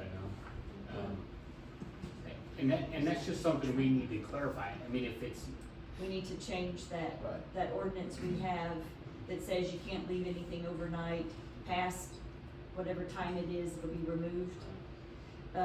I guess we just need to modify that ordinance to call these things out. Does that mean we'll be bringing those pop-up frames off of the beach? that Well, tend to sit technically, overnight? we have the right to. So if a person packs up their stuff and leaves their tent, with the expectation that it'll be there the next morning, Yeah, it's not. we have the right to haul it off. Okay. I didn't know that was in there. Yeah, it's, we adopted what Galveston put forward. Okay. Galveston put forward, when was that done, 3 years ago? Well, these, 3-4 years ago? Before COVID. Anyway, okay, so we need to clarify that. yeah, number 5 says, the city proposes to use a pay-by-phone system to charge beach user fees. The GLO previously advised that an in-person method of payment needs to be available for beachgoers who do not have access to the internet, a credit card, and/or a phone. The city still does not have an in-person method of payment available and instead proposes for the Jamaica Beach Police to issue a citation for the cost of the daily parking fee if parking is not available in the free area. A civil infraction or penalty is not considered a beach user fee and is not allowable method of payment for a beach user fee. The city must add options for an in-person method of payment, such as making the beach user fees available at a local retail location or city hall. So, this is letter H. The in-person payment method, we are saying that we will first try to direct people to the free area. However, if should parking not be available in the free parking area, Jamaica Beach Police will give the patron a courtesy notice directing them how and where to mail in their payment. So you're gonna make that Citation police payment responsible? or The the beach It user, It can't be a beach citation. user fee. beach user fee payment? Yeah, So, we'll give them a note and hope for the best. Yep. That's it. That's pretty much what Galveston does. Yep. So, Yeah, I went and rode with them today. So I went and rode with Galveston today, and they, their payment method is actually, they have a marshal that goes around and he actually provides them with the phone to pay. Nice. Yeah, the city issues as 4 phones for the marshals, and they actually, if you don't have a phone, here you go, you can pay. And if you don't have a credit card to pay, they issue a mail by invoice. So you Same. pay it later. No. Now, what's your feeling on the scan the license plate payment? Are y'all the ones that are gonna have to be scanning it? Do you have the manpower to do that? Do you feel like you're just gonna be out writing tickets all day? See, that's where it comes to where you have the reserves on the weekends, they can do that. But on the weekdays, you wouldn't be able to, you won't have the manpower on the weekdays to. So it's like a meter maid. Yeah, unless they have like a I will say that civilian. this plan provides you hours Right. to have a cruiser on the beach during weekdays. Right. We provided money and hours for that activity. Right, so yeah, on the weekdays, then yes, You're funded funded, to right? have them out there. And would you have additional reserves on the weekends, or would the guys that are currently watching the safety of the beach be pulled from that to do parking? So pretty much the 3 reserves who are usually on the beach, they drive up and down the beach. So with that, the LPR, the license plate reader, pretty much when they're cruising up and down the beach like they usually do, it automatically hits on their license plates. So it really wouldn't take any time off there. I just envision all the parkboard beaches actually have a ticket booth that you drive through. They sell Right, you yeah, the tickets, so tickets. that people know they have to pay before they come on the Go beach.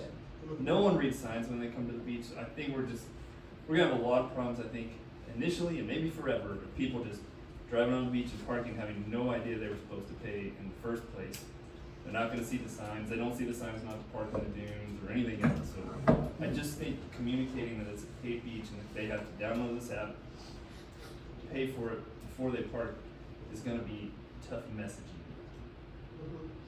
I don't know if we could put something over the entire road that says, this is like Bay Beach, or something like that.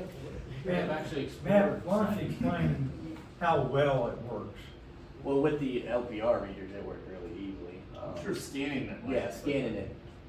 And then, yeah, so with the reserves there on the weekends, yes, it would work, perfectly. It works real well. But we would have to add staff. We'd have to Yes. add another full-time officer to provide beach coverage or some form of additional staffing to monitor beach parking during the week. And we provided the funding for that. And I feel like we need some way to let people know it's a paid beach before they turn onto Buccaneer, because there's no really way to turn around there, and I feel like that's gonna bottleneck a lot, back it up. Yep. So I don't know how the messaging, I think, is key for this entire endeavor, because once they're on the beach, it's too late to tell them. Tell them to back up now. Right. So where's your excitement level about having to manage this system with your officers on the beach? I mean, it would be, more manpower would be needed to manage the beach. Okay. The other thing too, that, currently Galveston, when you don't pay, then they issue, it's not a citation. It's a summons. It's a summons to pay. Summons to pay. But it's not a citation. Right. And It doesn't, it just accumulates. yeah, it accumulates, or Right. and then they send it off to a collection agency. And And the they cost may get goes it or up, they may not get it. but there's no holding your license, there's no Booting. warrant for your arrest, Yeah. because of it. There may not even be follow-up, huh?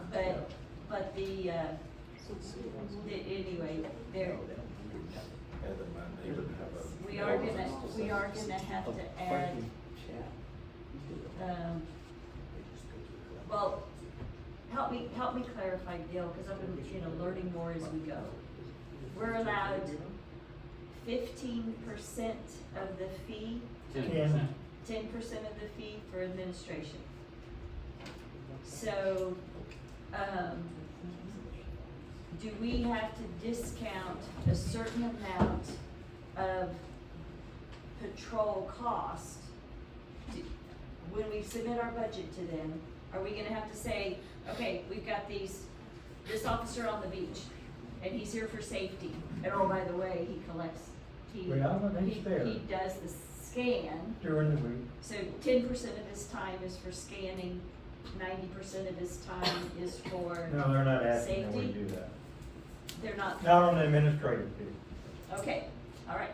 But let's get back to Brandon's, the problem and Brandon's concern. And that's not having, that we go back to the old way or the way that Galveston does it. We have people out there, we have a house, everybody comes through, pays their money. Someone collects it and turns it into the parking. What we're trying to get away with is none of our people handling money. Oh, I know, I'm just. And also, we need, I'm not saying the we other just thing wanna do is, that. and while I'm at it, because it's gonna start, I have to speak up. Not only that, we need to be audit ready. And this lets us be audit ready, that this lady has been pounding into me, okay? And we need to be audit ready with our budget also. I think one thing also that, I'm not against this plan, but I think a lot of people that voted in support of it were hoping that it was gonna reduce parking on our beach. But what's gonna reduce the parking on our beach is the parking plan of only allowing one row on the dunes. It's irrelevant on if there's a charge for that or not. And I tell you what else it does, why I'm comfortable with doing that, my only heartburn is these citizens that have been here, all these people that buy these homes, because they're interior, okay? But the majority of our citizens are interior. The big thing for them is I get up in the morning, I get in my golf cart, I ride to that beach, and I sit my setup up, and I'm parked there. So that was my concern for our citizens in that regard. As far as parking the cars, like we're talking about doing, we comply with the 15-foot of beach beach allowance per on the beach. In other words, we have to provide 15 linear feet. We have to provide one parking space. If we were to do off-beach parking, we would have to allow enough parking spaces to accommodate, one car for every 15 linear feet of beach. Yeah. And somehow that has gotten rolled into some other document that says, that really makes it for all time. We have to provide, we have to allow 15 feet for each, you know. It got somehow, well, I saw it in another place. I think it's in the Dune access plan. There's some verbiage somewhere else that, I don't know, I've read so much in the last. There's a lot of streets attached to the money we're gonna make on this, for it not to cut down on the amount of people coming to the beach whatsoever. Yeah. I didn't know they had anything. But, yeah, so we just, you know, here's the other thing. A lot of people have a problem with the crowding on the beach. So what, we do nothing? Well, Parking plan. that's where we're saying, if we try the parking plan, you know, let's see where we're at on trash. Let's see what we need to do to implement a single row of parking and how that impacts us this summer. And maybe visit,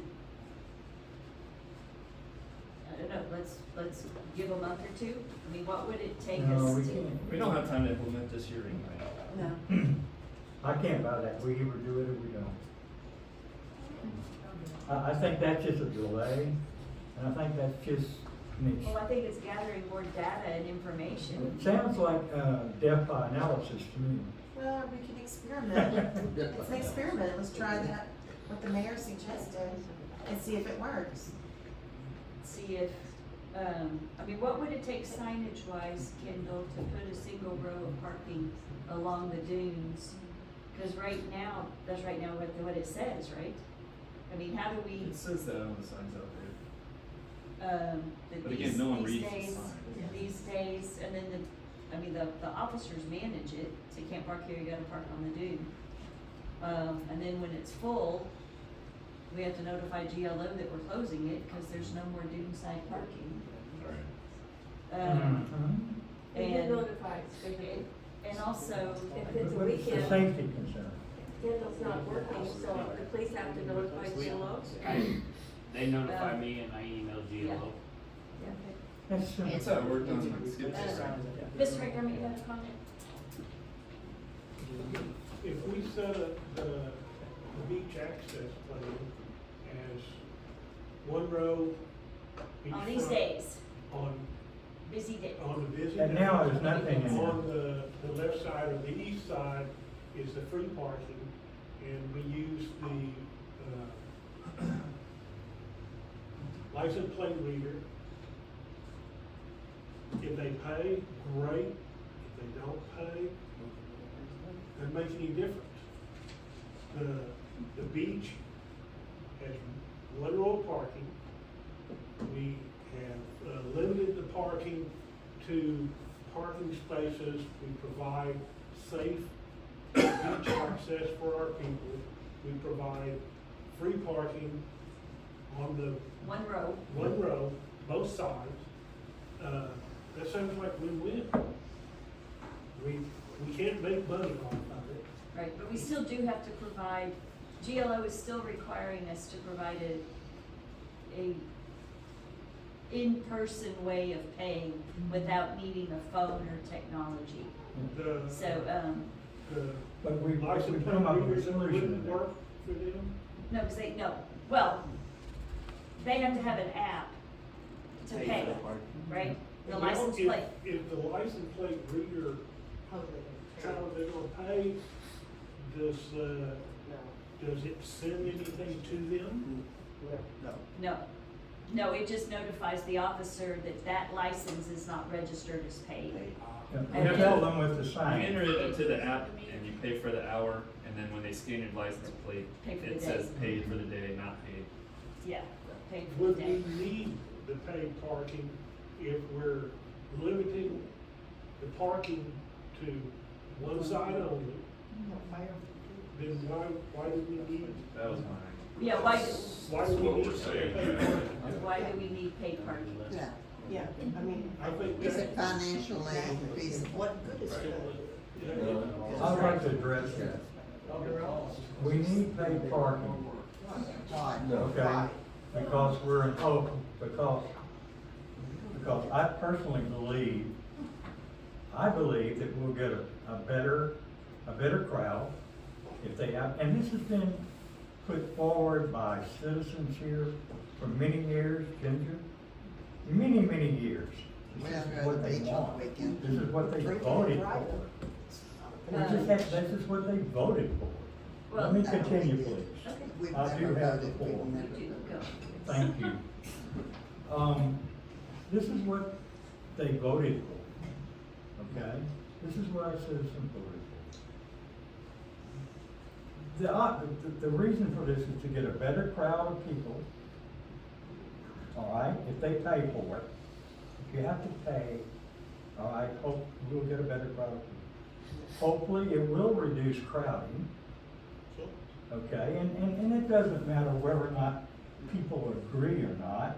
If we do nothing, we'll continue to have the howl from the rest of the citizens. One, you ignored our vote to have a beach plan.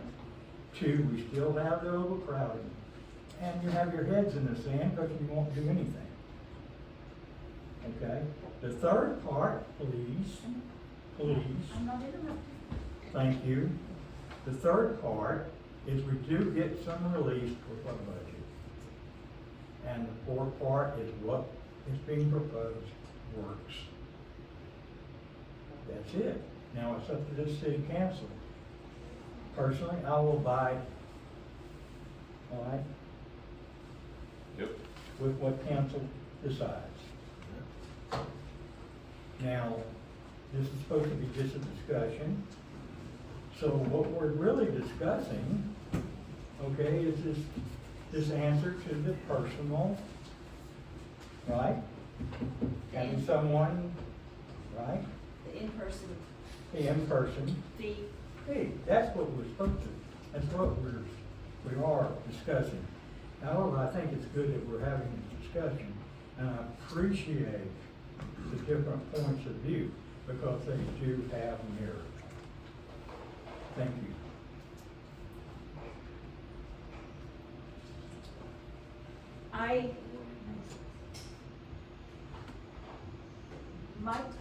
My proposal at this point is to, let's implement the single row of parking both sides.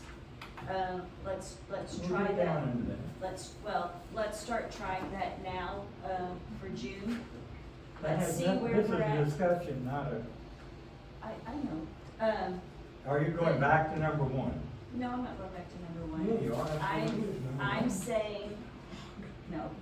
I think we should look at this, revisit this in July after a month of trying the beachside parking either side. Mhm. See what we get, see what happens, see what kind of pushback we get.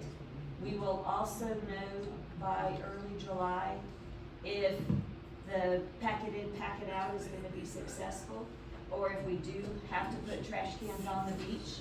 I mean, at this point, to go forward with the budget number, we need to know about trash. It's a big enough component of our budget. It's not the biggest component, but it is a contributing component. And so to put a plan forward on what our fee is gonna be with adequate budget numbers, we need to know if trash is gonna, what the trash component is gonna be. And right now, we don't know, because. I'm not gonna argue that. I would we- like for it to stick on what we're gonna reply to the GLO, not introduce a whole different, Well, all I'm That's saying, what this is about. what I'm saying is let's postpone our answers to the GLO till July 1, No, we should When- respond. No, we can just say we're collecting data through the busy summer month in order to better assess our budget. I can't, here's the problem with that. Okay, here's what I said. It's not a problem, it's considerable. Because we're. What, wait a minute, am I talking or not? Yes, you're talking. Thank you very much. I know you don't like to hear it, No, okay? I'm But just. that's not the point. Okay, I would like to continue. It is different. And I'd like to do it in an own way. If what we met here and what we're supposed to be discussing is our reply, right, to their comments. And that's what we should be really talking about. Now, the risk is, what happens is we go another way based on how in the world we got here, I don't know. Because we weren't supposed to be discussing what you want to discuss. But if we do that and we table this for some rhetoric or what have you, we risk not having a beach plan for another couple of years. No. Because, yes, we are, because we need to respond to this, okay? Whether or not we shelve it or not later, yes. We need to respond to this, okay, and put this to bed. We shelve it later to do what you were recommending, okay. But we should not. We Okay, should so go how- ahead and respond to how are we this, gonna- and let's go with it. And then it's done, okay, and if we use it, fine. Otherwise, we just shelve it and. How about this, Gil? How about, okay, we can do both, right? I think that there are some things that we need to test, there's some things that we need to respond to. Some of the Exactly. things we can't respond to yet because we don't have the data, because we haven't tested it. Because we can't respond to every single item, there's some This is things the that we can. response that we have in here, is the response to every single item. No, we can't respond to the budget part of it because we don't We're know not the there answer yet. to that yet. You're But not that's a there. part They of didn't what they're question it. asking, sure they Yeah, are. they did. I have a question. Yeah, they are. I have a question. Did they require us to respond back? Yes.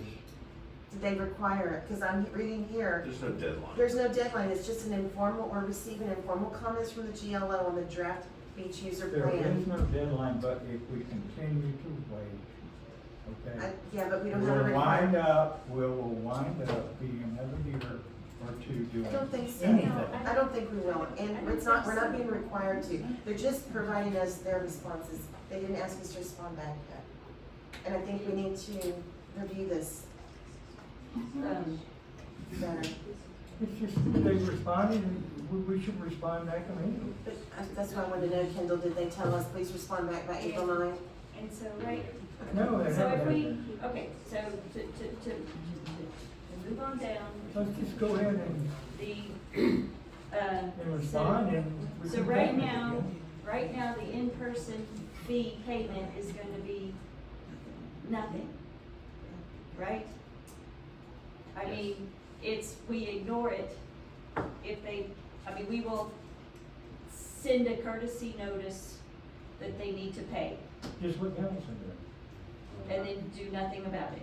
And I don't So think that's we'll gonna have be that our- much. I have no intention of going after anybody. Right, so all we're gonna do is send them a letter based on, We're gonna give them something that says, here, please, please pay. here's an envelope, and please put. And we have their, Okay, so that's- also we have their license plate So- number. so- If they do it again, we're gonna fine them. So that's the way we're gonna answer the in-person.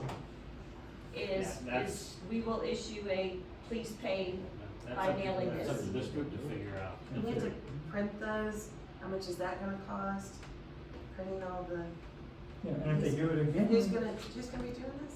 they do it again, we give them a citation. Matt, that's what y'all are gonna be doing is? Okay, so our answer is gonna be hand out Courtesy ticket. a courtesy invoice. To mail it in. Summons, what is summons, or Okay. invoice? So that's our answer to number 5. And if they do it again, Number- give them a citation. We should put that in there. It says a civil infraction penalty is considered for choosing. So I don't think we can, I think we just give them, every time they show up, we give them a courtesy invoice and hope they pay. That's it. I think that's our in-person option. And just shoot that. As signature. Okay, so number 6, why did the law enforcement expense increase so much between 2024 and 25? I mean, I think we've answered that because we need additional patrols to manage the beach year round. Just one more. Will there be additional patrols associated with the new BUF? That would be a yes, for more manpower during the week, correct? Y'all jump in if you're in disagreement. Does on number 6, Oh. right? We didn't address that, did we? I was in agreement with the waiting. Why? It is additional patrol, but it is two things, these additional patrols are required. And But the question is the fee collection expense going to include salary for the police officers? And, we answered that. If so, it has to be separated. Separated out in another Yes. category. so we need to separate that in the budget. It is, we're gonna get to the budget. And then how will the public be made aware that the porta potties are public? Will there be signage? Yes. And the answer to that is yes, we'll put up signs notifying them where the porta potties are. And where will they be located? Well, There's an attachment that shows them located on this. Right It now, seemed like most of the residents support this plan, only support it if there was no porta potties. Agreed. well, right now, the porta potties are planned to be on the old car wash lot. We have some level of agreement. I had an initial discussion with Mr. Fischera last year, and I've tried to contact him currently, and I've not been successful. So I cannot say that, yes, he agrees, and that's where it's at. That needs to be, that's the proposed location of the porta potties. But we need a memorandum of understanding with Mr. Fischera. And they really do. That would turn into a contract with Mr. Fischera. At least an email us. Of porta potties being there, and what type he wants, and what that would look like. But there will be signage. And I agree with you, if that doesn't work out, That's on concrete. That, like black crushed top. concrete or something. There's some asphalt. There's some asphalt, There. yeah. Okay. But we were looking, in the budget, there's money to put platforms, right, to help secure them better, keep them from blowing over. Yeah, and in the plan, you can read here, try to spell out how we would do it, and the cost associated with the 6x12 treated wood platform that is set into the ground to remain at ground level. Well, wait a minute, let's go back, we really didn't address 6. Yes, we did. No, there, on this, is where we hit the budget. And people But the ask a budget- lot of questions The about the budget, budget. right, but it's under number 9. Wait a minute, look, Oh, okay.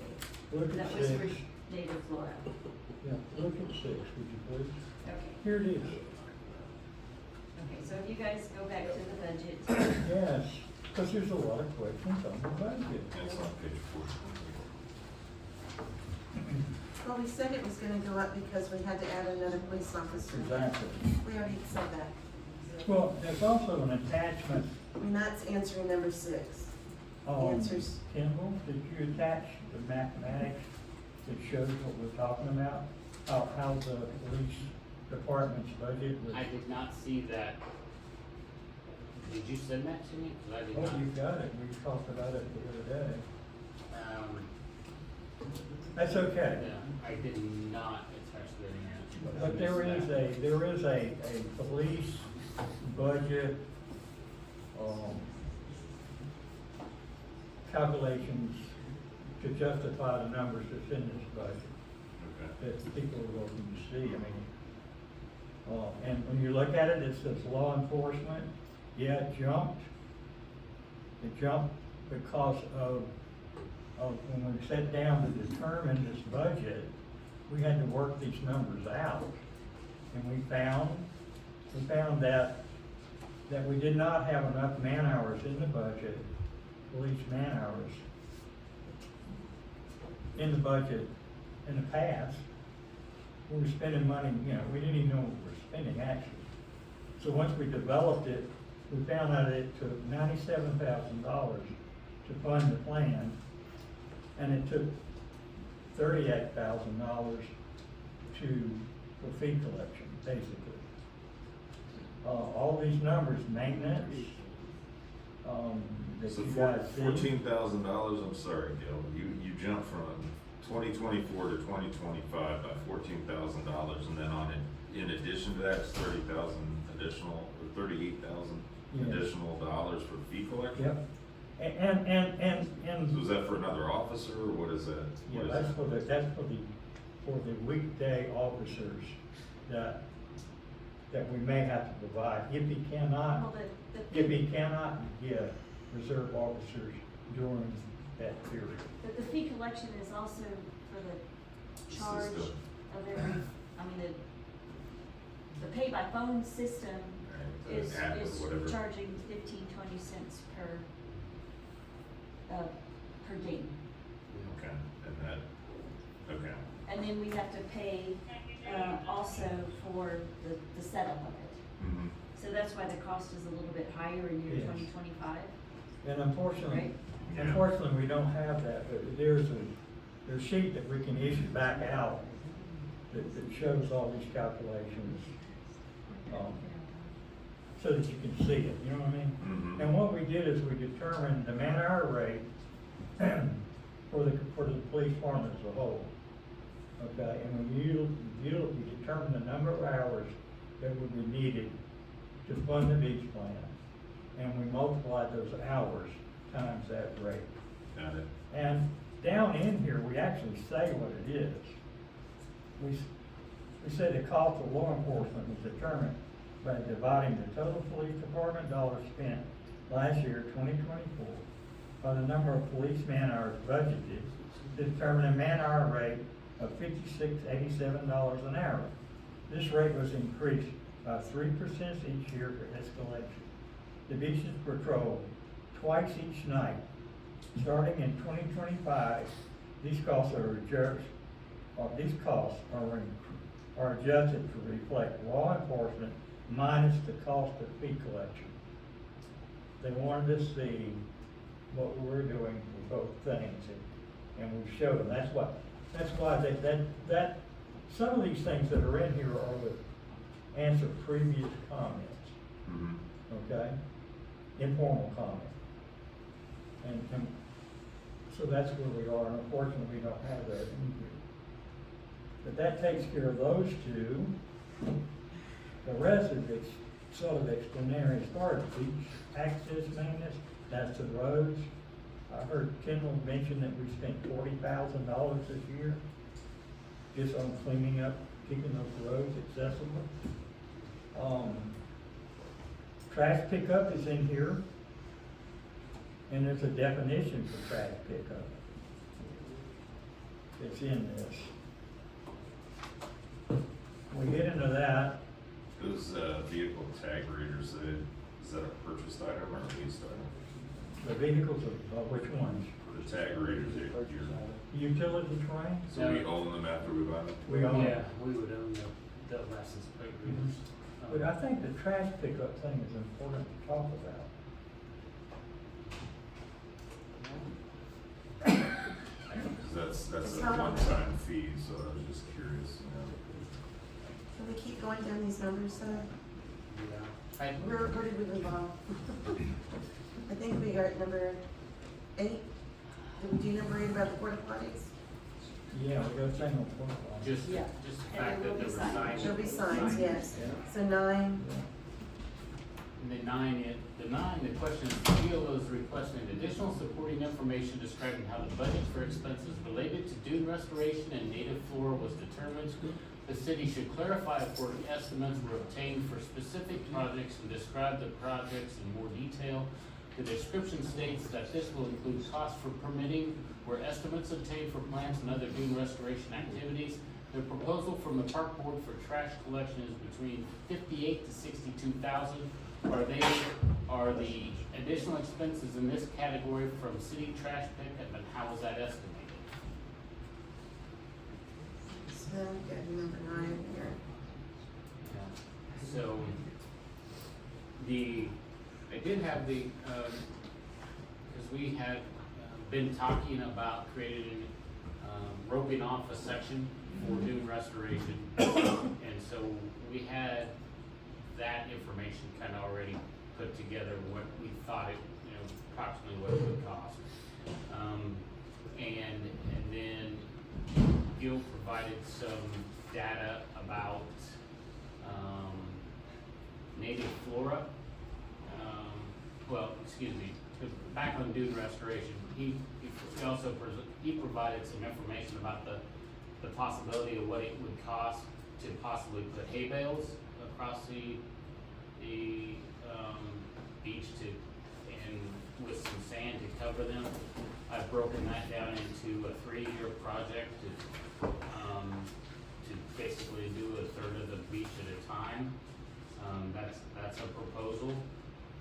And then the cost for vegetation is actually letter J, and that again is a 3-year project, kind of to follow along with a possible hay bale project, and that's to purchase essentially 2,500 plants a year of different native plants that are listed there, the possibilities, the cost of that and the installation is built into that budget.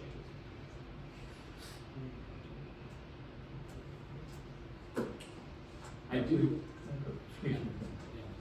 I do maybe now have a little bit of concern with the budget based on our new parking structure. We've significantly reduced the amount of cars that we will probably see, so our expected revenues should probably decrease. Not half, but it should decrease because we're not gonna have as much room on the beach. Instead of 2 rows, we're gonna go down to 1 row during the heavy part of the year. That's gonna reduce that. But fee. we were pretty much only 1 row last year. Yeah. Only golf carts were allowed on the beach side and on the premise that so yes, we will cut out, if we park golf carts beach side now, we will potentially minimize, the number. Any feel for that, Matt? Our highest day, was July 4th, and we had 300 cars. Here's the thing, the fee, 300 vehicles. yeah. The thing is, here's the fee that we're charging, the fee that we projected, okay, projected revenue, we project 179,000. That was based on the numbers back in 23, 24, the number of cars that our police department counted parked the way we wanted them to park, okay, throughout the year at 2 p.m. each day. That's what we're saying. So that's not gonna change, guys. We're gonna keep the same configuration we got now. Yeah. So what it says is the beach user fee revenue is based on issuing 300 yearly passes and the daily fee for parking 13,729 vehicles, less 20% for free parking. The Jamaica Beach Department recorded 14,329 vehicles parked on the beach last year at 2 p.m., including weekdays and weekends. The estimated mean revenue could vary due to variables, number of yearly passes, daily turnover weather, last year's vehicle count. It's based on a real, actual count of cars. And it ain't, I don't see it changing, because what we're talking about.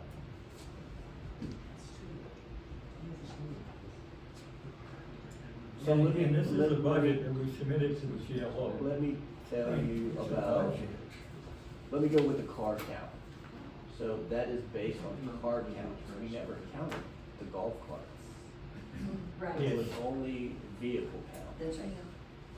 This is So a it vehicle. would, right, it would go down if you put one row and start parking golf carts where One row cars is are what we supposed got to go. now. Yeah, that's right. That's what it was based on. But, Yeah, but I'm saying, we never counted the golf carts that were parking on the beach side.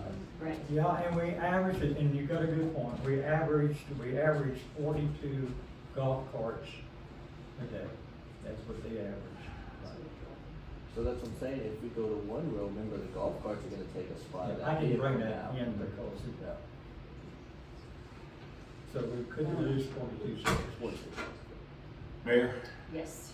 I would like to make a motion that we table this because we've got a long night and two other subjects that we have to carry. Okay, I second that motion. do I have a vote to approve tabling this discussion? We don't have to have a vote. We do. Yeah. I can't vote, I vote against, I abstain because I would only vote on the conditions that we can go ahead and respond to the Well, jail. We have, You do have to specify to a date. yeah, we table it until, Next council meeting, next council 2 meeting. weeks from Oh today. my 2 weeks God. from today. Yes. All right, all in favor of tabling till next time? No. Okay, or, Oh, yes, I seconded it. Yes, I second.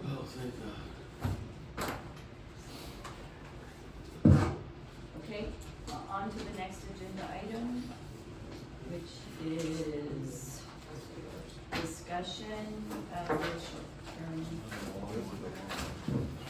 rental ordinance. I didn't know we were gonna be derailed. Sorry, okay. Do I have a motion to discuss the short-term rental ordinance? Mayor, I'll make that motion to discuss, consider and take action on the short-term rental ordinance. I'll second. All right, okay, so, short-term rental ordinance. Can we, move this through? So the ordinance posted in the agenda was, we had sent several comments to legal last week, early last week. Huh? It's gonna go out if I turn it to you all. Oh, it goes out if you turn it to I us? just did.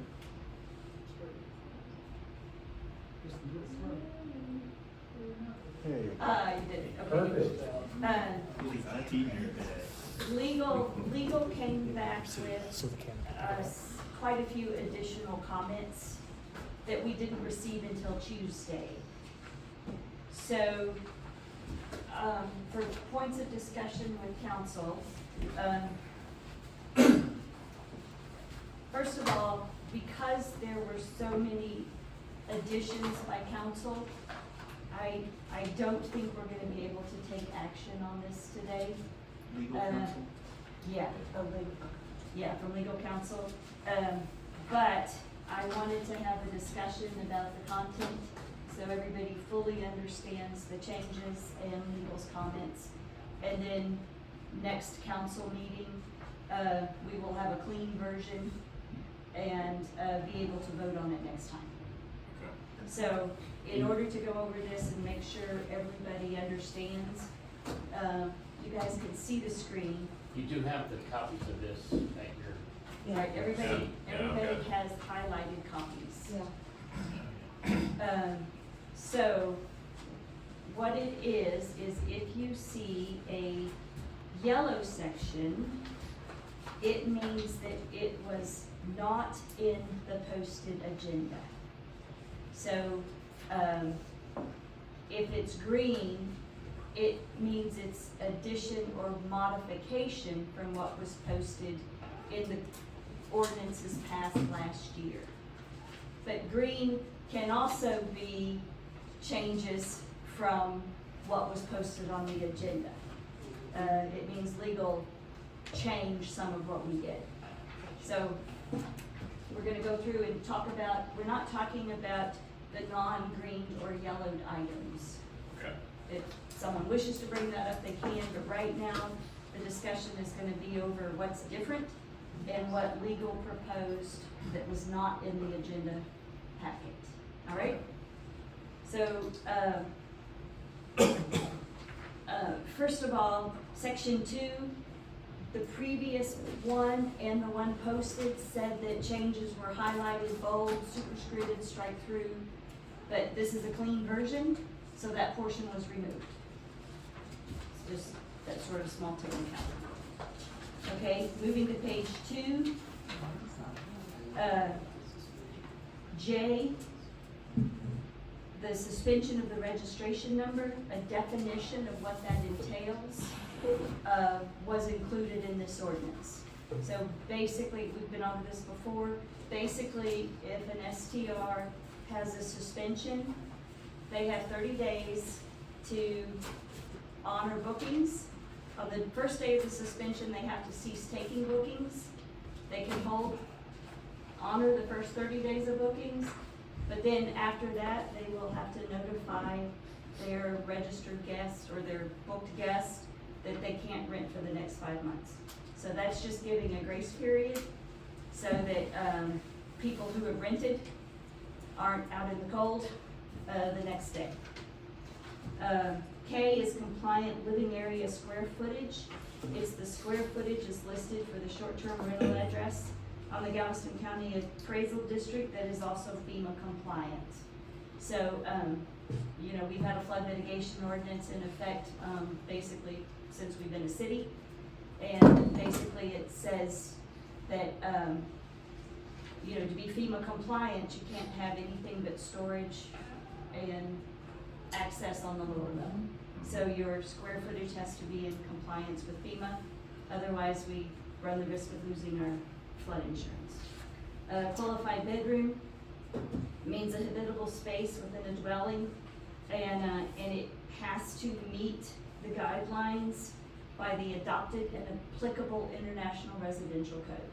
So we're not gonna make you go change a bedroom window if it's a tall horizontal one, because your house was built in the 70s and that was allowed. But your egress points, the size of your bedroom, the height of your ceiling has to meet whatever code was in effect at the time your house was built or your addition was put on.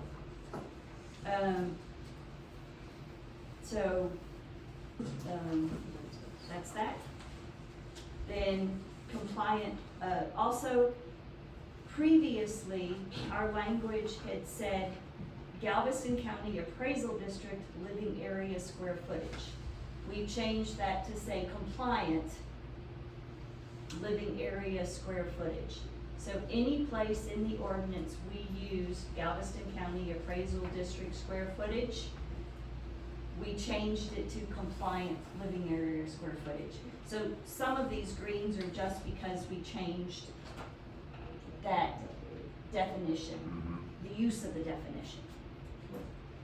Okay, the next thing changed is the short-term rental registration required, and also effective January 1st, 2026, we can only have one short-term rental registration number per property.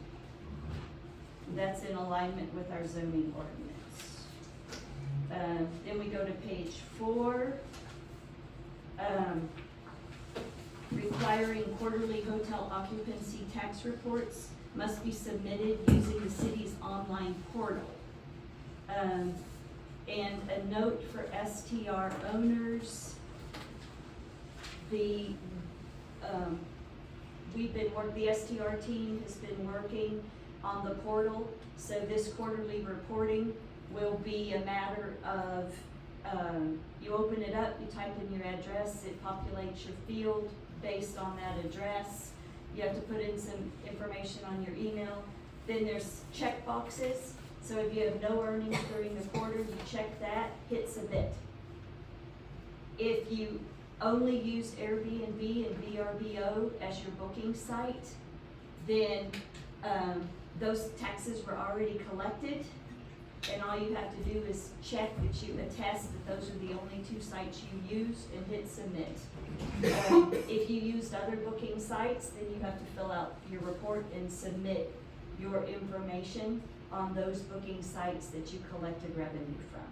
So we're still requiring a quarterly reporting, but it's a simple checkbox if you either had none or you only used Airbnb and VRBO to try to simplify that process. Next, H and I were things that we've talked about a lot. It's just, if you don't register, you're gonna expire after a certain amount of time.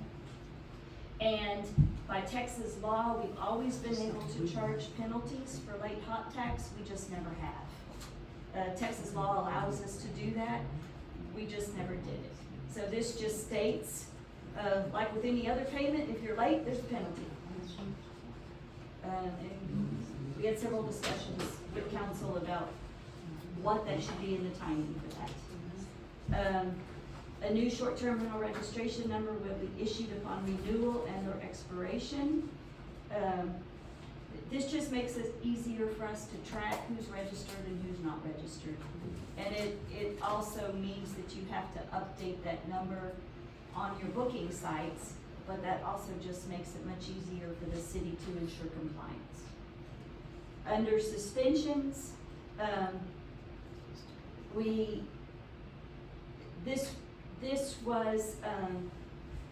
this particular language, a lot of it's new. The basic concept was posted in the agenda, but the language around notifications has changed. And so we basically say that if you get a suspension in Part A, which is where the owner-operator gets the actual citation, then under failure to comply, it describes what that notification process is. So it's basically that we will have to send you a certified mail with that violation or notice, that citation or violation of the, notice the violation. That's in Part A. Under Part B, we say that if your home, if your rental home, if a resident or if a guest gets a citation, then the city, if you go to the very bottom, the city shall notify the property owner of each conviction within 5 business days. And it is the property owner's responsibility to ensure that an accurate and current email address is provided to the city. So that notice will come to you via email if a resident receives a citation. I Yes, believe sir. that's why I'm here. All of the goings on at that rental, is something gonna be done about it? And Because that's, that was not in compliance with what you just said. They had gatherings there that exceeded the number, and they were doing things that, and that's where, and who was aware of it? yeah. So we have, there's 2 different things to that. Are they gonna continue to be able to rent? They shouldn't be, Well, based on that. in our suspension clause, right, the short-term rental registration number shall be suspended by the city for 6 months if they get 3 or more citations resulting in conviction on 3 different occurrences. So there's been 2 with 9 people arrested. But, but I don't know if, it has to result in a conviction of that activity. And, but yes, this clause is in here so that if a owner-operator continues to allow disruptive behavior at their house, then the city has a means of suspending that operator's. Can that be investigated? Pardon? Can you do an investigation to see whether or not it's being followed through with? Well, this hasn't been passed yet. The ordinance has to be passed. So we have to pass this Well, I'm ordinance first. anticipating it will be. And then, yes, we are going to, He brings up a good point. I think there's some violations that are very egregious that you shouldn't have to have three, and I don't know how it works with the DPS is running a sting in the house versus someone's actually running prostitution out of the house. But if someone's majorly violating laws outside of this ordinance or the noise ordinance or however it's listed, if someone's doing major felonies in the house over and over, there should be a shoots and ladders way to get to the suspension. well, we do have in here, a clause I thought we took that out. that says, where is it? Is it out? It's from the last ordinance. It says that any violation, the city council can deny the permit. Where does it say that? For any violation of this ordinance, right? Right. And, we did talk about that before, Brandon, just Alderman McDermott, where we decided that we'd start off with a little bit of grace, and if we have that issue, we would look at modifying this. Because remember that first version? Yeah, I feel like the grace has been had a the bunch. many years people have gotten away And, with doing whatever they want. I feel like the grace period is over. This isn't the short-term rental appeasement plan. This is a regulation of short-term rentals. And I think, the grace period is over. I think we should have the language in there that says if you're doing felonies at the house, then, maybe you don't get 3 warnings. Maybe there's 1. Maybe, I don't know. There's some things that are just so egregious that it should probably warrant quicker action. Is that a problem? Well, Is that a problem? You just said what? Well, but that was a sting operation, right? It wasn't Well, it's an been happening twice, and I don't want it to happen actual again. criminal activity taking place. We've not had a history of that. And we did decide to table that before, that, let's work on this suspension that we've got in place and see where we come from there. We did have that discussion before. And remember, this is only for those 3 things, noise 3 ordinance. things. It's noise, disorderly conduct per the penal code, and trespassing. Yes. Well, there was something in there about, what you're allowed to do, that's why I had what was going on at the house. In other words, you can't have massive gatherings and stuff like that, or people attending that are not of age. Like when that senior skip day occurred, down Henry Morgan, the house was being rented right across from you, that had like 14 kids walking down the street. They're parked there, and they parked their cars in the parking lot, and there was no adult. Were they renting the house? Yeah, they were there renting it for the senior skip day. Yeah, that's happening often, where there's no adults. Happens during It's supposed to programs be, all the time. supposed to be 25 to rent, is that right? Yep. So. But if people are being handcuffed and let out by gunpoint, that should be a safety, like, one time, Brandon, like you're saying. Yes, Mr. Hubert? Unfortunately, the DPS or Sheriff's Department, they don't have to ask permission to come out here and conduct a sting operation. The problem with that sting operation was obviously somebody in the higher ranking files of DPS knows the homeowner who let them use that home, probably free of charge. I think that's something I would look into, and I would have this discussion with that homeowner, not allowing them to come back into my home to do such sting operations. As far as the citations being issued, I think it should be more of law enforcement services at that address, not a conviction on a citation. I was under the, I guess, false impression that an STR owner wouldn't want that happening in their home, but it sounds like some of them do. I know Mr. Robin said it's fear mongering by even just telling the story of what happened next door to you. But I don't think it's fear mongering when it's your neighborhood and your kids are outside. It may be fear mongering if you're looking at it from Friendswood or wherever, but it's not fear mongering when your 3-year-old's outside and someone with gun is drawn because there's prostitutes next door and drug dealers and criminals. Or they're parked in your yard. No, Yeah. it's weird that you know I live in Friendswood, but. You told that. We discussed this at the candidate meeting, so it's not weird. So don't try to make it sound like I'm stalking. So no, it's fear mongering when you're taking two concepts, which is there's a DPS sting operation, which I wouldn't want on my street either. But that has nothing to do with a short-term rental, anymore it has to do with a long-term rental. If they had it at your parents' grocery store, we wouldn't be targeting grocery stores. Parents don't own It does, the bad guys show back up to the short-term rental looking for whatever it was they were going there for the first time. So, yeah, it makes it a danger. It's not fear mongering, it really Who's happens. to blame for that? The STR? DPS. Yeah. DPS is to blame for that, for doing this thing in this community in I the agree. first place. I think They should be done in public hotels. And the STR gave them the means to do it. Right. So you can't deny that. And number one, and so I don't even wanna hear that argument, that's garbage. You know, the people that were next door to them came to me afraid, right? These are very nice people. They had no idea what was going on next door. They thought it was renters. They were talking to them. I mean, what's to say that now these people aren't gonna show up when renters are there? And surprise, hey, I'm a John, hey, are you one of these hoes? You know, and the poor people have got their grandchildren there.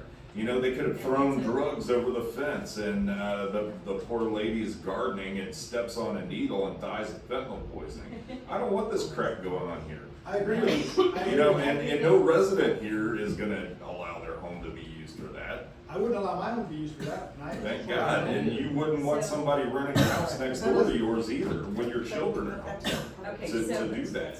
yes,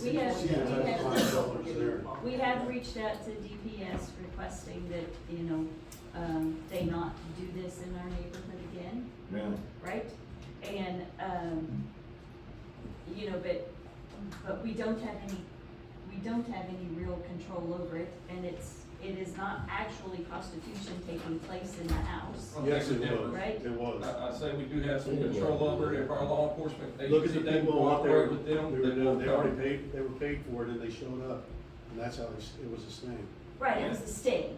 So I mean, they were coming for the activity, but the activity didn't actually occur. Well, They were the arrested. girl that was there to do the activity was parked in my yard. And I didn't appreciate it. I take issue with the No, fact I- that y'all took that and then you used that as a way to redirect it to short-term rentals. That was the fear mongering I'm talking about. Well, it was a short-term. I don't disagree with you that that's unacceptable in our neighborhood. I do think that doesn't have anything to do with short-term rentals though. It happened actually. They could use it in a It lot of happened at a places. business, right, you know, I mean, and it's not No, I so brought it up commercial. during the Okay, suspension so, part. guys, And I'm it gonna- does A have. grocery store is a good zone It was commercial. natural prostitution. I mean, Yeah, but it was. in our neighborhood, we don't have any evidence that this is occurring outside of a sting operation. I mean, we talked about having that level of action available, and we did table it before. We said, no, let's look at enforcing suspensions based on these type of activities, and, you know, let's go at getting the bad actors through this method. The sting operation was very the- successful. The So successful, One we have off- 2 of them. The other thing is, from an STR owner's perspective, if someone rents the house for illicit, illegal activities, they really have no way of vetting that.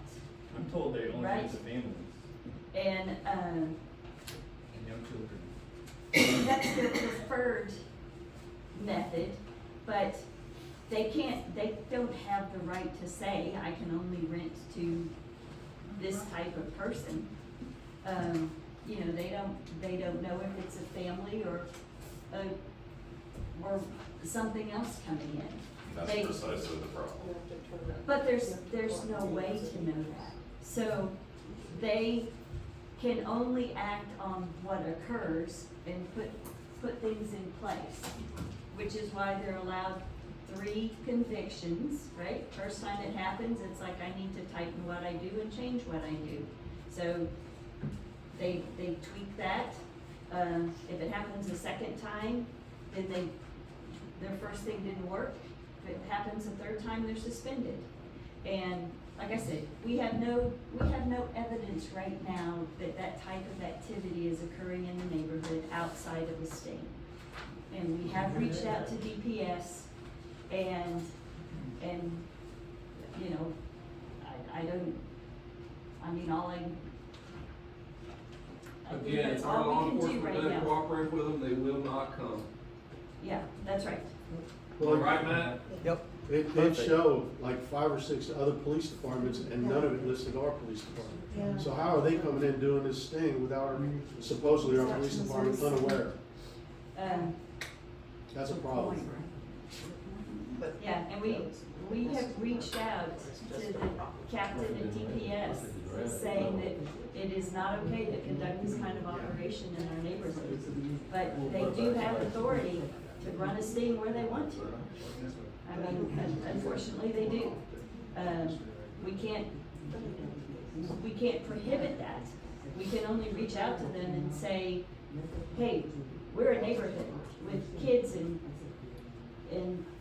residents, and don't do this here. And chickens. And we've already done it, too. We've already reached out to them and told them. We've already reached out to them and told them. Okay, so looking again at the suspensions, right? You know, following 2 suspensions, the city council can permanently revoke an owner's right to rent their property. And then, under page 5, number A, it's not highlighted, but when we looked at it, it says, if requested, the owner shall provide access to the city to verify that the registration certificate is posted. We couldn't envision a time when we were gonna go do that, so we took it out. I mean, why have it in there if you're really never gonna go check it? On page 6, number 7 is highlighted.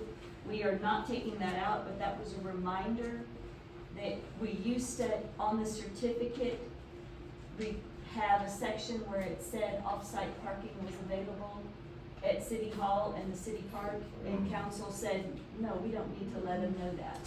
So, we removed that.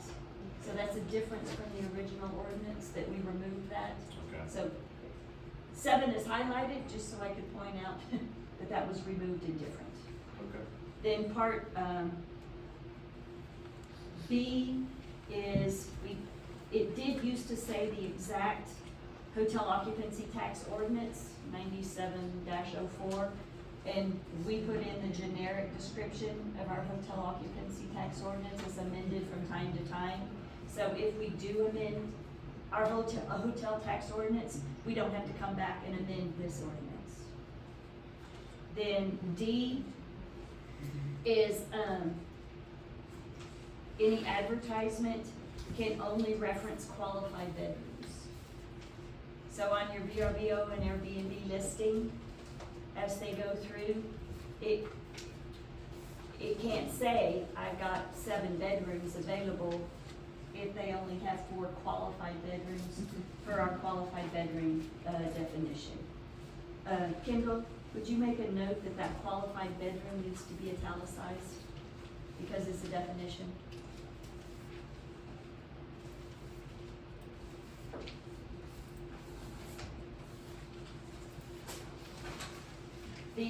The other thing is, after discussion with more people, the signs, banners,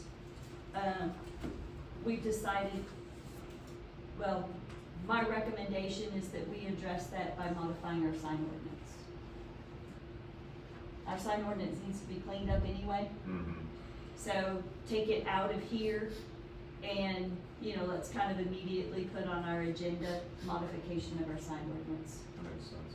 It's kind of cleaner. Mhm. Then under failure to comply, in the version that was posted with the agenda, we had a section at the bottom called legal notices.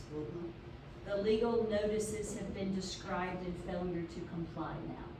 So those of you who might have the original agenda posted, the legal notices section is gone. And it's up in this notice of violation. Can we back up to G?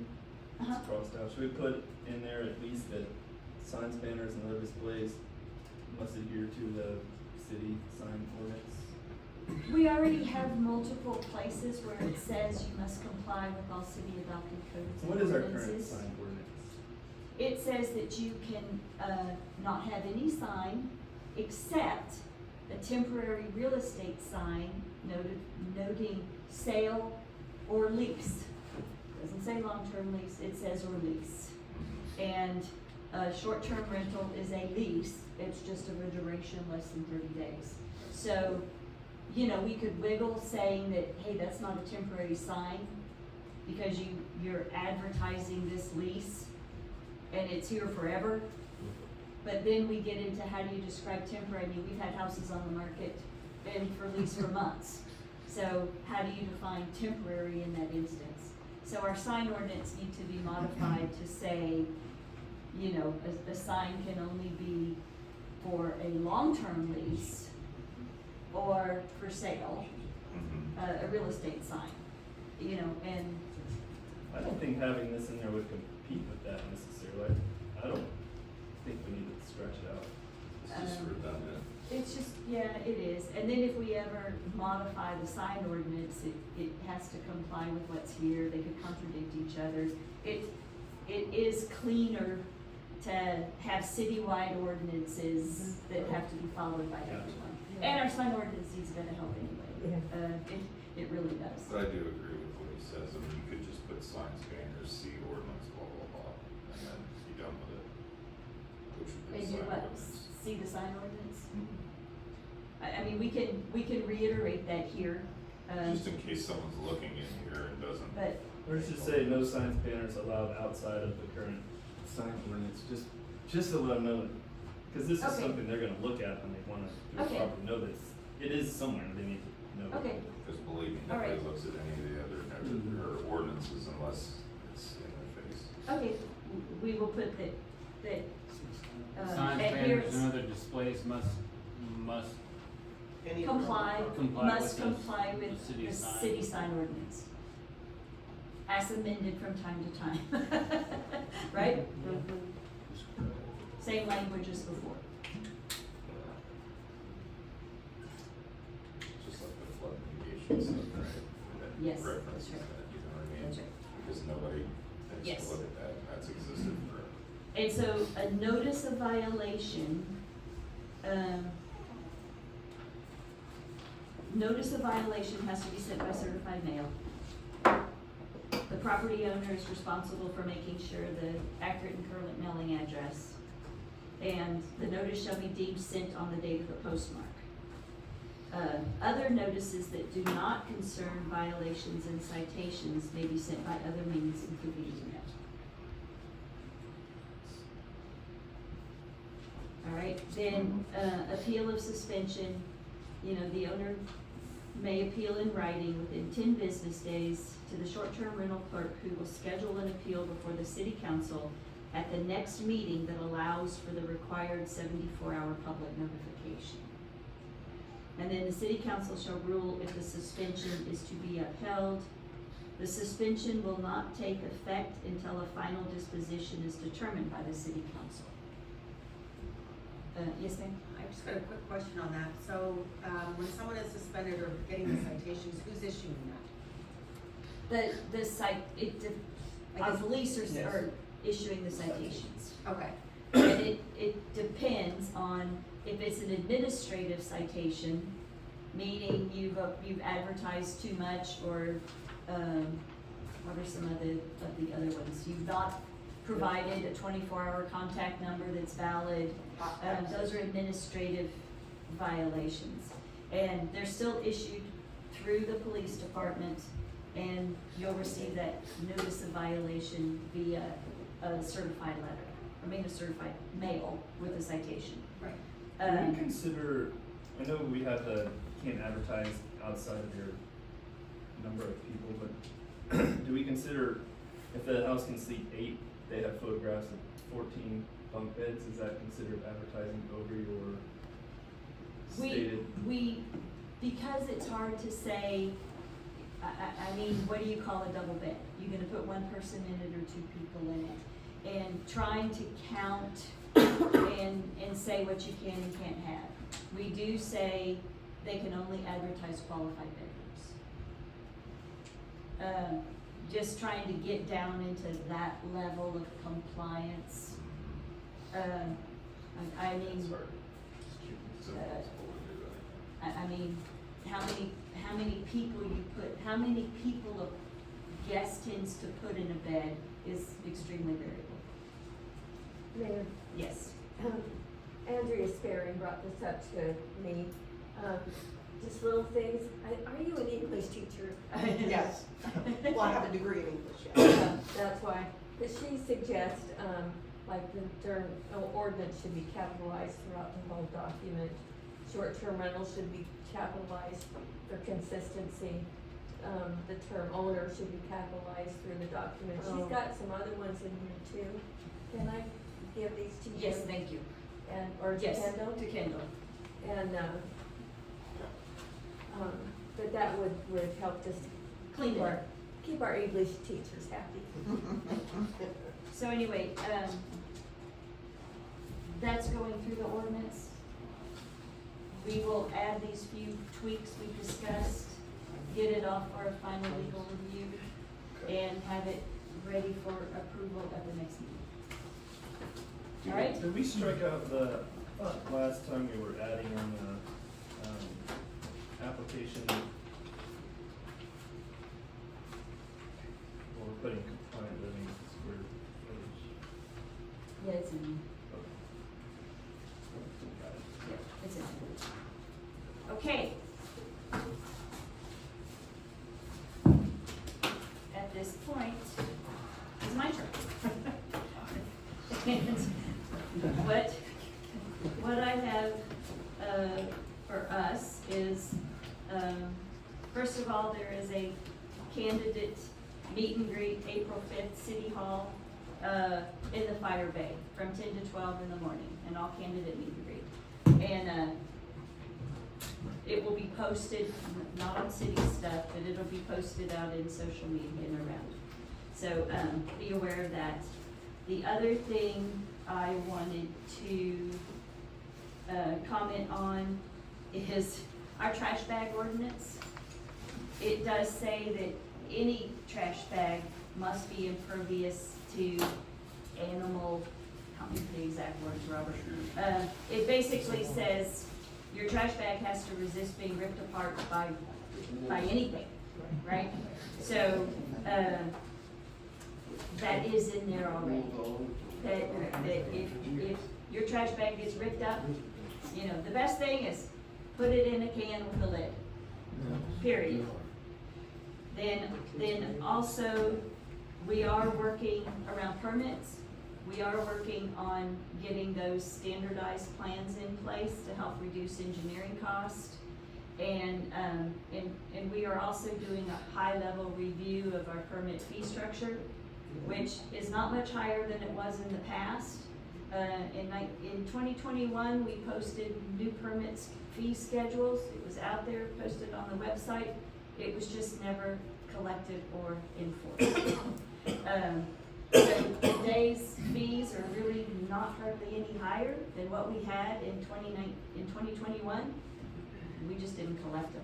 But we are doing a review because our permit process, why it should not be a revenue stream for the city, it also shouldn't be a cost to the citizens who aren't doing work. So we shouldn't be using city staff for a project that someone's executing that the rest of the citizens are paying for the inspections and oversight of that to ensure the safety of our homes, right? And the overall appeal of our neighborhood, that we build to a certain standard and we maintain to a certain standard. So, anyway, that's just some comments about permits. And that's all I have. So, at this point, do I have a motion to, adjourn to executive session? I'll make a motion to adjourn to executive session. Oh, second. All in favor of adjourning to executive session? All right. Did you get the time, 8:55?